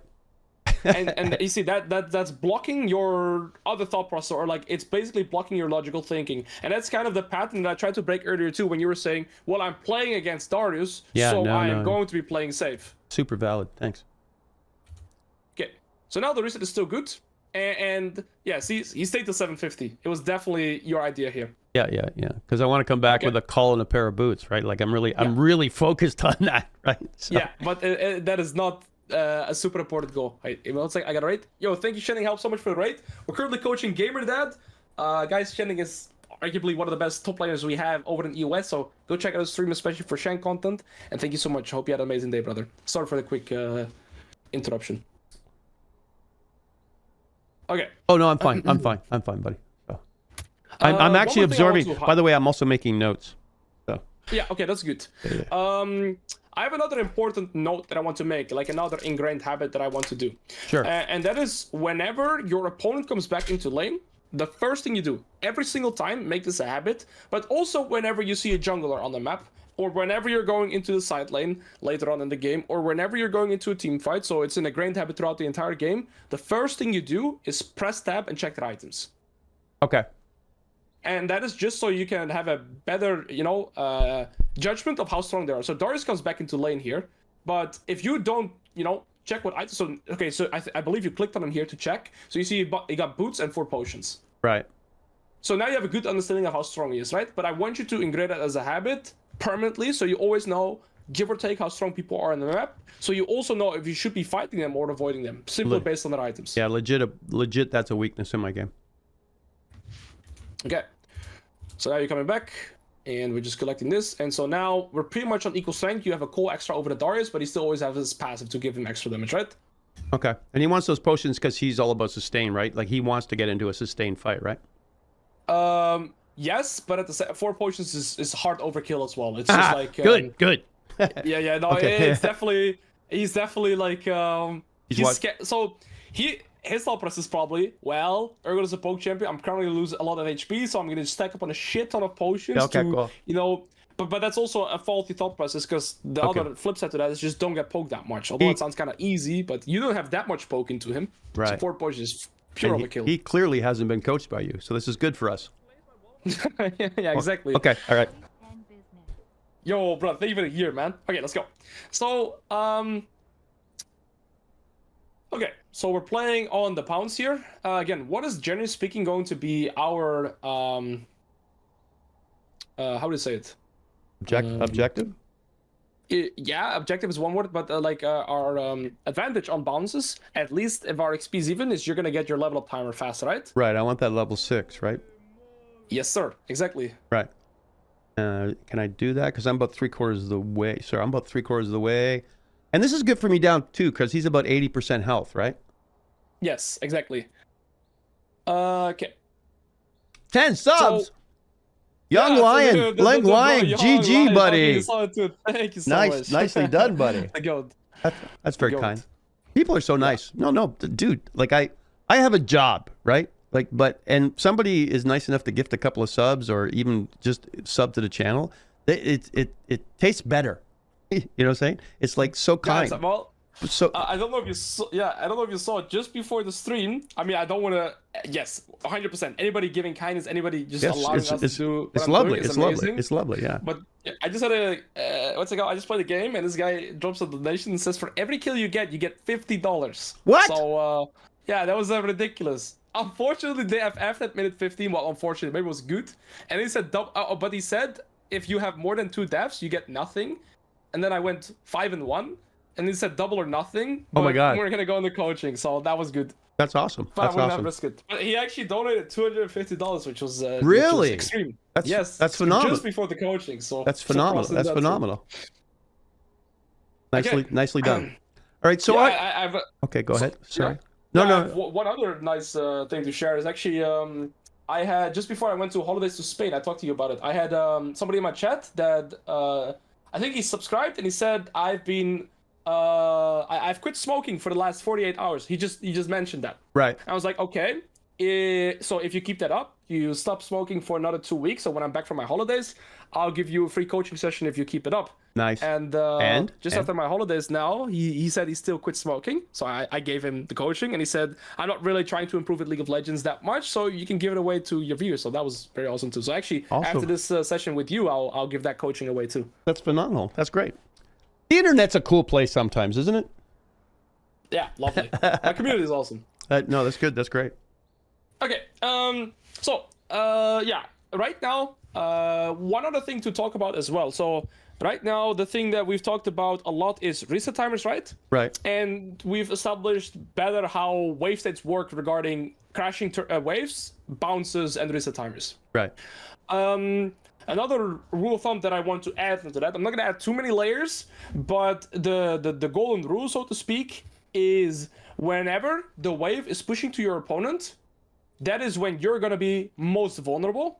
Similarly, whenever the wave is pushing towards you, that's when you can look to be aggressive in a sense. Because right now, you're forced to walk up for last hits, right? Because the wave is pushing to your opponent. Oh, my wave's pushing to him? Yes, right now the wave is pushing towards him because, I mean, the wave is here. That means the minion wave is going to arrive a little bit faster, and you have a bigger minion wave. You see, you have like 6 casters here. I was going to say, I can't even count. I think I'm up 1 in that mess, but yeah, okay. You're up two actually, right? Okay. These two fellas. But the golden rule, so more so is that whenever the wave is pushing to your opponent, what happens is you're forced to walk up for last hits or to choose a trade, right? Basically, you're more open to trades whenever you're pushing towards your opponent because you're forced to walk up for the last hits. So that's another layer that I want to add. And the other part to that is whenever the wave is pushing towards you. So in this example, you're never forced to walk up for last hits as the wave is just coming towards you anyway, so you're not vulnerable. Okay. Right, so that's important to just distinguish as well. All right. So here, you always have to be a little bit more cautious. For example, just put it in... Oh, okay, no, we don't have the perspective yet. That's all good. Yeah, you're more so avoiding the trades. He tried to aggress onto you with his Q, but he also pushed the wave, so let's push him back into you. Which is good for me, right? I just saw you lose the cannon minion. Run away. That's fine. I'll fade it. So now it's going to push to me, right? There it is. Yeah. Now the wave is pushing into it's pushing into you again. And I just want that cannon. Otherwise, everybody goes -1 and I cry. So exactly. I know what you're going through right now. Okay. So yeah, the wave is pushing into you again. Wait, are you watching my stream or the Discord screen share? Just so I'm watching the stream. So is it? Okay, I think it's better if you watch Discord so you have it more live, because I think on my stream I have 5 seconds delay, so I think you're watching a little bit later. Yeah, okay, it's hang way on. better to watch let me put this up here. Okay. Okay, there you go. But I'm gonna make it. I'm gonna see if I can make it full screen. There you go. Okay, cool. Yeah. There you go. All right, cool. Yeah, because I was already noticing that I think sometimes you have a little bit of delay, so it's harder to explain the concepts. Yeah. Okay. All right. Apologies. No worries at all. Yeah, perfect. So now it's about even. Okay. All right. My thought process at these parts of the laning phase is just how do I set up my reset again?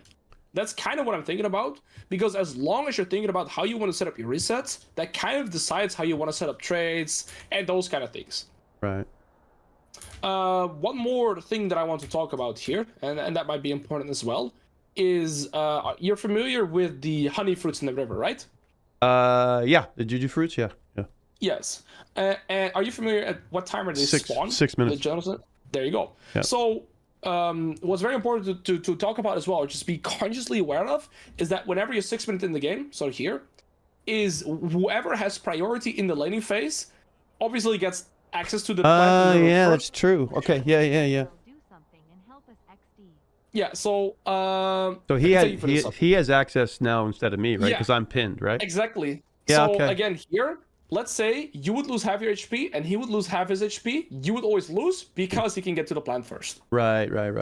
So okay. Just another thing to just highlight and think about. So what I hope to have achieved thus far in the coaching as well is that right now you get a better understanding of when you should be looking for trades in general, but also when you should be avoiding trades. Right. Okay.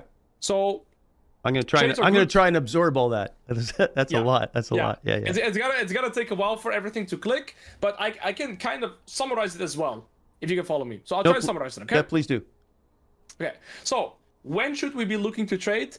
Either at a level up timer where we can get an advantageous position if we hit level 2 over our opponent level 1, or level 3 to level 2, level 4 to level 3. Anytime you have a level up a timer over your opponent, that's where you're gonna have an edge.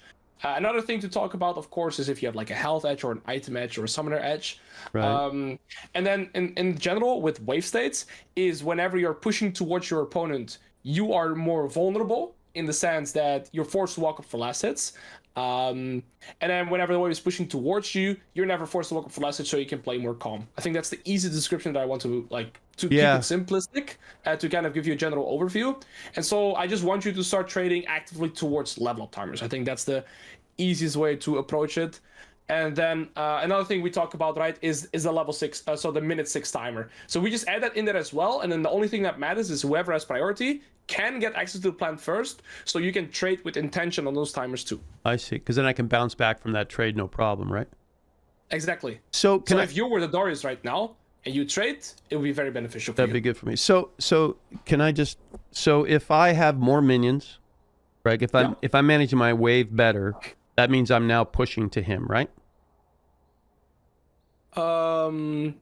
Yeah, that isn't necessary. I think managing your wave better, yes.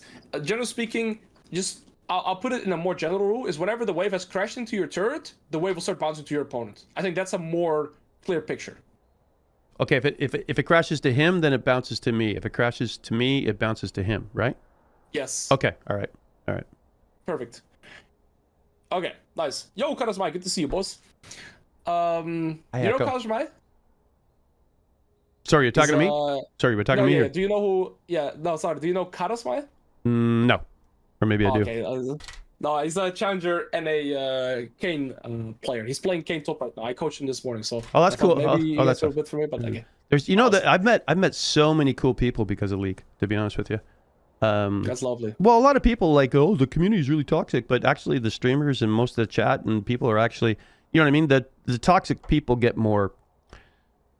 the squeaky wheel, you're complaining bot lane or whatever, or me complaining. Whoever's complaining gets the most attention, but that's not the general, the community itself is pretty damn supportive and pretty cool, right?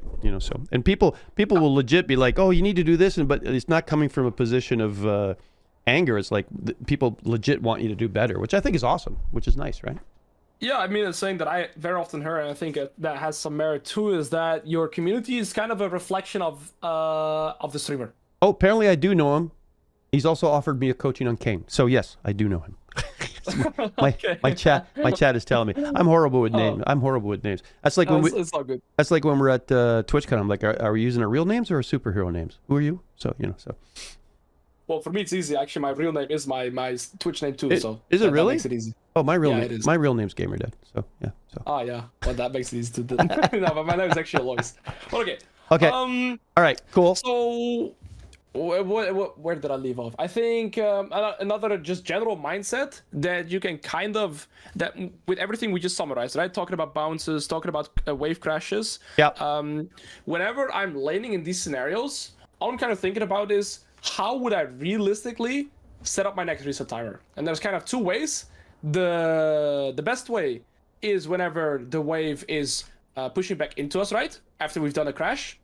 That's the one we talked about. That's the most preferred one.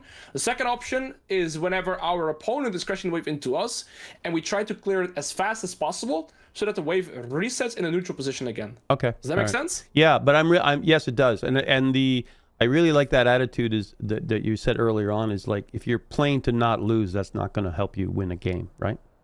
And that's yeah. No, that's good. No, that's great. That's a good mindset. And I don't like getting into that sort of loser mind. You know what I mean? Like, yeah. I just. But then there's another layer to that as well. Is for example the. Ikaris. And I mean this in the most respectful manner. Like I don't mean this in the condescending way. But the lower MMR you go, the more likely your opponents are to make mistakes, right? Yeah. And when you also say that you want to play towards your opponent's mistakes, it's gonna hinder you from climbing consistently because the higher you go, the less mistakes are gonna be made. And then yeah. You know, dude, when I had that account that was hitting gold, I was loving those games. Now this elo here is terribly entertaining because people are like, oh, you're down 6 kills. I'm like, it doesn't matter. It does. You know what I mean? But when you watch higher elo games, like one mistake, it's all over. It's just amazing watching people play really solid, and you're not going to get. And I think getting stuck down here, and it's my own fault, is I will start to pick up bad habits because I'm waiting for those mistakes and stuff. And like you're saying, that's not the reality when you play more consistent players, right? Yeah, it's just going to be harder to have that play style. Okay, all right. Okay, so yeah, not much is happening this here. Is helping. This is helping huge, by the way. I'm glad to hear that. No, yeah, because it's mentality, right? Yeah, remember at the very start of the coaching session when I was explaining the strong side, weak side concept? Yes. So the general sense to that is whenever your jungler is at the other side of the map, so this is the bot side, you're pretty much on the weaker side, especially when enemy jungler is unknown. So whilst that was true for the early game and early game pathing, right now when you see your jungler doing dragon, for example, I'm weak side. Enemy jungler, weak, and enemy jungler is not contesting, it's safe to assume that he could be here or he could be here. Yeah. Like we have no idea, right? For all we know, he could still be bot. We don't have that intel, but I have that rule for myself is whenever I guaranteed know what my jungler is doing and I have no idea where enemy jungler is at, I'm gonna play a little bit more cautious. Right. Okay. Yeah. Just as a habit. I have been playing like if I don't know where the jungler is or I can't see anybody, my assumption is they're coming to kill me, or at least going to be in my neighborhood, right? So. Wait, can you repeat that? So a lot of times I like split pushing, right? But if I suddenly don't see anybody on the map, my assumption is I'm going to die. So I need to leave now. And when I don't do that, I die and I go, that's my fault, right? Like, I think one of the biggest things is like in League is realizing that 99% of the times when you die, it's your fault. Yeah, absolutely. That's perfect. That's a good mentality. Because that's gonna like hold yourself accountable and then you. Yeah, exactly. So like sometimes I'll get killed by somebody and I'll go like, wow, that was a really good kill, buddy. Like that was impressive. And they're like, why aren't you mad? I go, well, he did that really well, and I screwed up. So like there's nobody to be mad at. It's just acceptance that that was my fault, right? So. Yeah. Okay. See, I missed my E again. My E's were like totally off there. So. No, that's completely fine. It's just so what I want to talk about more so is intention behind this trade. So we're trading, but you see, I'm trying to see why are we trading? Are we trading to set up a reset? Are we trading to set up a kill? No, I'm not. I mean? Yeah, I'm not being. There's no reason that I'm just I'm just trying to screw with them. I don't actually have no intention at this point except. There you go. Yeah, and that's where I want to try and fill in those gaps and get you to more, habits. So I think trading here is going to be hard for you. So there's multiple. Because he's also he's at 100% health, so it's not a good time for me to do that, right? Yes, and then and then the second reason is you're very low on mana already. Yeah. So the more you trade here, the harder it's going to be for you to continue the lane as well. And what I'm thinking about right here during the laning phase is how do I set up my next reset? Well, right? And so if we're trading here, we don't really get a reset opportunity anymore because it's just going to be hard. So if a trade would kind of like guarantee you a crush, then I'm fine looking for a trade. But this trade is not going to guarantee as much. No. Okay. It was a fine trade though. Okay. Nothing much happened. All right. And so now Darius is crushing the wave on this third. You also drained his mana, so that was good. So now I see he was very low mana, and we can probably utilize that information to try and set up the wave right here. A reset or something. Yeah. We have two options. We could look to reset here instantly after collecting this. But one thing I would have done instead is probably see if this is a cannon wave or not. If not, yeah, we can also look to perhaps push in the next wave, grant the wave into enemy turret, and then set up the bounce exactly as you're doing. This is perfect. Okay. So now we get up our reset. Okay. Beautiful. Perfect. One of the best. By your tabbies. Yeah, sorry. So, so it's amazing. Like, people are always like, "Does coaching help?" But having somebody have an objective opinion about what you're doing and go, by the way, you know, like, because it's so easy to pick up bad habits again. You know what I mean? Yeah. Or not to become purposeful in your actions. Absolutely. Does that make sense? Yeah. Yes. So coming back to lane, what's the first thing we do? We emote and try and taunt him. Second thing we do. Oh, I'm gonna try and figure out where the jungler is. I don't see the jungler on the map. No, you're skipping a step. What's the first step we always do when coming back to lane? I'm drawing a blank. Check his items. Oh, tab. Yes. Okay, Press tab. Check his items. We know how strong he is. Then we make a plan. Okay, all right. Okay, it looks like you've clicked on your opponent, but you're looking away, so I'm not sure if you verified his items here or if it was intentional. But he has a phage, boots cloth armor. So it's pretty strong, right? Right. And I'm reading chat, so. Yes. Yeah, and I'm going to miss that cannon, and then... Okay, we're okay. Yeah. Ooh, I know. that's okay. Yeah, sad face. Okay. All right, the tab is... Yeah, the tab is very good. Actually, you know what? I did that today because I was coming back to lane, and I was going to try and kill somebody. And I tabbed and went, uh-oh, they have Bork. I'm not fighting them because I don't have I don't have a full item. I'm gonna die. Right? Yeah, beautiful. That's exactly what I want you to do. Yeah. But this is also for like, for example, if you get ganked by enemy jungler and you see that he hasn't recalled yet, you're like, wait a second, I can actually fight this. Or the opposite is true. He's already gotten a reset. It's time to get the hell out. Okay. Yeah, and you can see how much sustain they have, for example, right? So you can see if an equal health trade is good, something like this. Ultimately, right now, I think what you should be playing for is your level 9. That's where you spike very hard. Yeah, right? yeah. I get very hot. Yeah, level 9's our friend. And we need this cat. See, he comes in. I think I get my... Nope. See it. That's good. Use both summoners. I think the flash is... Okay. That's 3 out of 3. No, I suck.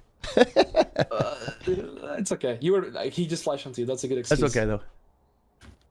I won't judge. Well, everybody else is. It's okay. That's okay. Okay. Oh, so what happened here? Oh, we get a gank. That's good. Yeah, Warwick's coming. I think I learned. I was talking to somebody and they said, like, people will aggressively ping a jungler, say come and do something, but somebody, I think it was Carrie was saying, just ping. It's a suggestion that because everybody else is doing what they're doing. So you just do it. You know, it's like when somebody honks, like, gently, like, oh, excuse me, you're not going through the light, as opposed to, hey! You know what I mean? Like, you can totally tell the difference, right? So. Yes. I agree. I actually said these exact words today in the coaching with Carlos. My words were, when you like, for example, here, what you could have done is ping that Darius doesn't have flash and like ping assistance. So you basically help your jungler create a plan, but you don't make his plan. Right. Okay. Yeah. Okay. So I would just communicate the. By the way. Right. Yeah. Yeah. Exactly. FYI. Also here, I would never move to the grubs. I think right now Darius is dead. Which gives you a tempo opportunity to look for these plates. So demolish. Honestly, I'm doing that because he helped me with the gank. So is that... Yeah, but I think he's a grown man. He can do this by himself. Okay, all right. Okay. But and this is the only time where you have a wave crashing into Darius' turret to look for your demolish procs, right? Right, which is totally to my advantage. Okay. And what you could have done as well is perhaps check Warwick items, see how strong he is. Could he do it by himself? Yeah, that's true. I think this guy's fine. Yeah, I'm going for the friendship vibe there. Oh, never mind. You were thinking in advance. Oh, then one thing though is if we're looking to help, using our E here on this grub not only drains our mana, but now we also have no escape anymore. Yeah. Potential escape, because you're helping him. I'd assume because you're scared of enemy jungle maybe coming then. Well, I don't know what's going on. I can't see anybody. I want to help him out, and then so. Okay. And I'm trying to get the TikTok, so there you go. I see. I'm trying to get the TikTok. Okay. Dude, I'll die for the TikTok every time, man. End up being worth. And now we TP back. Beautiful. What's the first thing we do coming back to lane? Tab. There you go. Now you won't forget. Okay, cool. And all right, buddy. That's 4 out of 4. Now like that's a felony. I missed. That's not acceptable anymore. Yeah, that's not good. I'm just trying to give this Darius a chance. I'm trying to give this Darius a chance now. I see. You're throwing a bomb. But now I'd say we are a level up. We're items up, I assume. Yeah. Right. And so now I also think we should be looking for some more aggressive trades. Neither of us has summoners, and I think if we do it all in, you're actually in an advantageous position right now. So I've been looking for more aggressive trades. I want to try to see if I can trade more with him. Right. Okay. And that window can be very short, right? Yes. That advantage. Like where you, because not per se, unless he gets a recon and gets extra items. But if we compare it, right? So he has this right now. He's a Phage Tabbies, and so it's very easy to compare. You have an extra Cole and extra Longsword, so right. You have 800 gold extra worth of just raw stats. Paired with the fact that if you have a level over your opponent, we argue that it's around 600 gold worth of stats. So that's actually a lot. It looks like a little, but it's a lot. Yeah, but now we're both level 10. So it's closer, but then if you hit your level 11 faster and get 2 points of your ultimate, then it's a giant switch again. Okay. Right? All right. So that's how you can approach that. Right. And now he's angry, though. See how he's angry? Yeah, I think you like said something about, like, okay. I find if you well, that's 5 out of 5. I know, I'm but just pointing it out, though. Okay, just saying, right? But I mean, if you can tilt your enemy laner, then you win, right? So what did you do here to make him so angry? Ganked him. I didn't let him kill me. I can't tab, but I don't think I've died. It's the emotes. I emote like crazy. They get mad at that, man. You know, my favorite emote was that somebody came in and killed me. I was playing York, right? And anyways, so they killed me. I got caught out, and they flashed their mastery, which was about 280, right? And I'm like, okay, whatever. Then I came back right away, killed them right away, and then flashed my mastery of 22 at them, right? So it's like, and then they were mad for the rest of the game. It was great. I gotta try that. I had never emote, but to be fair, it's like a thing that I don't even notice. Oh, like, dude, I do. I actually die sometimes because I'm trying to emote, or actually I die sometimes because I try and do positive reinforcement and like thank somebody when they help me or gank and stuff like that. I got to remember to emote because in this game, 5 seconds of typing can get me killed, right? So, yeah. Okay, this Darius should be dead. Let's see if he dies. He has no flash, no ghost, no ultimate. He just used it on you. You're level 11. Hero after item lead. What will happen? Dun dun dun. But you see those all those scenarios being met here? Yeah, I do see it. So yeah, I don't yeah. like how we're still playing so bad. Like we're still giving this guy all the breathing room. Yep. I don't see us being the aggressor. Oh, there we go. I missed my E again. Doesn't matter. You should get him here. Beautiful. Got him. Nice. And the emote's probably coming. There we go. No, not yet. Okay, good. I'm not sure where Image is at. No, I don't see her. The wave. I don't see her, so... Turret. Yeah. You're doing the thing where you do like 3 hits, right? And then do the auto attack. Perfect. You've got that down. One more wave. A little bit greedy.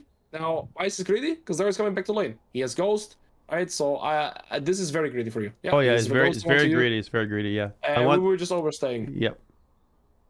I made a list of things that knowing the path and walking the path are 2 different things, right? So, by the way, if you just kill everybody.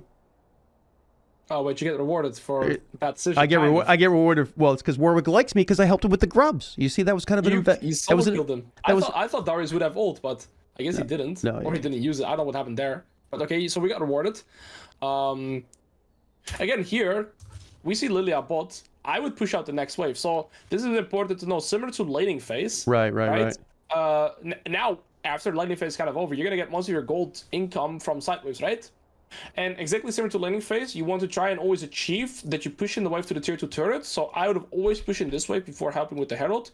Because we see Lilia. If Lilia was unknown, I wouldn't do it. Oh, okay. Now, yeah. Okay. All right. Then it will bounce back into you again. I get a safe push there, right? Yeah, you get a safe push. And I would always want that. Okay, and Warwick's a grown man. When we didn't, the wave stays stuck here. I want that as audio. Warwick's a grown man. So okay, so all right, I get it. You see, but yeah, your wave is stuck now, so we're kind of what I refer to as a bleeding side wave. We've lost 2 full waves because we didn't get it to crash into his turret. Right. Okay, I get it. We get a enemy in. That's a massive achievement. I know. That's 1 out of 6. That's improvement. Yeah, beautiful. You get a tier 2 turret. And so now, where do you want to go next on the map? I want to steal everybody's jungle.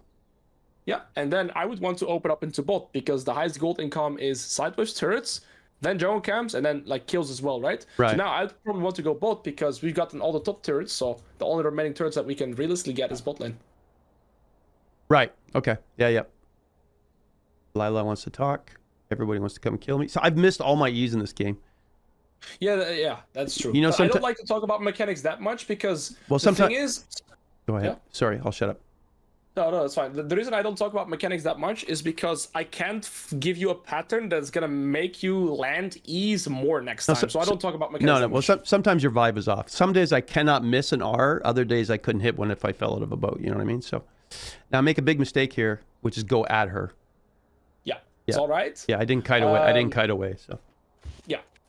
Ultimately, I think the game is looking in a very good position, though. My thought process would be to go into bot. Hi, cool Dents. Can I read a comment? Yeah, you here. Can I read a comment for you? Yeah, sure. Cool Dents. He's hanging in streams. Getting coached by Alois, my 2 most favorite streamers. Oh, let's go. My goat. Okay, I picked this guy off. Well, this is perfect. I mean, I think here, what I would say is the game's over. You've killed their bot lane. I don't think they have any win conditions remaining. Top lane is completely cooked. You're getting the bot lane turrets now. Your gold income is so ridiculously high that you're like a complete item above the curve. And I don't see how enemy can realistically ever get back from here. That makes a massive difference in item, right? Like a full item above your opponent. I don't know in what way to put it, but it's like how like what's a good analogy? Like one item above your opponent is like they just cannot do anything to you. They're bringing a knife to a gunfight. Yeah, there you go. Perfect. Got a saying in. There you go. Yeah. Okay. All right. All right. So purposeful timers, level up, wave state, which is a lot. And then rotating. Okay. All right. Okay. All right. That's a lot to absorb, but okay. I think I'm really thinking about what you were saying. So that's awesome. Okay, cool. Yeah, I think the rest of the game is pretty much over. You've done at the end. You've done a good job. You're 7-1. I think the TP play to bot basically solidified the game. Right. And now we're in a good position. I will say one thing though. It's 9:30 p.m. for me right now. You should go to bed. No, well, I have to grab dinner. I don't want to grab dinner too late because else I also delay my sleep to hours. Yes, so I'm gonna. No, that was massively helpful. That really was, to be honest with you. So and that'll think about. And I'm gonna like you really pointed out a very simple thing is I've been playing scared because what happens is you go on a losing streak and then you don't want to lose anymore. And then do you ever play poker? A little bit. Well, if you play scared, you lose your money. Right? Yeah, that's the thing. Mentality, I would also say, like, the way you're going into the game is 60% of your performance as well, because you're going to make decisions based on that mentality. So if your mentality is playing not to lose instead of playing to win, right, you're already on the back foot. No, yeah. The best, exactly. The best offense is, or the best defense is a good offense. So that absolutely helps, because I've really, from going, especially I get so close to S4 all the time, and then bad things happen, and the next thing you know, it's iron, and then I legit feel kind of defeated. You know? Yeah.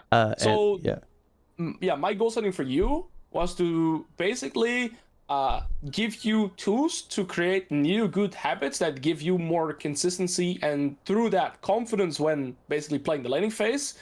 And I hope you've achieved that. Oh, you did. But now I'm going to put a sticky note on my monitor with the level up timers. Yeah, and the bounce timers, and you're gonna start thinking about reset timers and the trade opportunities with the level ups and the plans and that's all that good stuff. That's fantastic. All right, lovely. How do I get? Yeah, I've been yapping for a solid 7 hours. So that's a long time. I can't do that. I love doing it, but at the end of the day, I do get very tired. Oh yeah, so it's draining. Do you have any remaining questions? Well, Well, the only thing I like, is it better for me to play York at low level because I can abuse the macro? It's not. It doesn't matter who I play. It depends. It's how well I play them, right? And whether or not I'm playing. Yeah, but I think the stats don't lie. You're performing way better on Yorick than on Urgot. So I would say I would advise you to actually stick to Yorick for that reason alone. And then what we could also do is do a follow-up session maybe next week, and then we could try a live game where we play Yorick, something like this. That would be very generous of you, sir. All right. I would appreciate that. But yeah, we'll talk. I'll shoot you. Let me see how I do over the next week. I'm not going to be streaming as much this week because I got to go out and touch grass, and I got a big bike ride and some other cool stuff to do. So I get like 7 weeks off in the summer, right? So I actually want to take advantage of that and go outside and do stuff. You know what I mean? So yeah, that sounds totally unbelievable. No, but that huge help my mental. So and like legit, like, you know, whatever my rank is, people are always coming in. What's your rank? What's your rank? Not whether are you having a good day? What's your rank? You know, so that's the community, though. Yeah. I know. Oh no, I know 100%, absolutely. So and I get it, right? So no, I don't. Oh yeah, tab. Oh, look at this. Somebody's making good notes for me. Tab. I'm just gonna copy. You know this guy, Ram? Perfect. Ram? Who? I don't know. Somebody in my chat's actually making notes for me. God bless them. Oh, okay, that's good. Yeah. Yeah. Usually I do it somewhat as well during the coaching, but I don't want to permanently No, it's okay. Yeah, no. That's fantastic. All right, boss. Dude, Alois, thank you so much, man. Yo, likewise, thank you for your time. And well, it was a good experience for me. So I enjoyed it much as well. And then I'll be doing my giveaway thingy, and then I'm gonna go offline as well. So I wish you an amazing remainder of your day. Thank you for your positive energy, and we'll catch up and see if we do a follow-up session with a live game. All right, man. Good to hear your voice again. Thanks, brother. Yo, see ya, bros. See ya. How do I get out of the call? That was very, very helpful.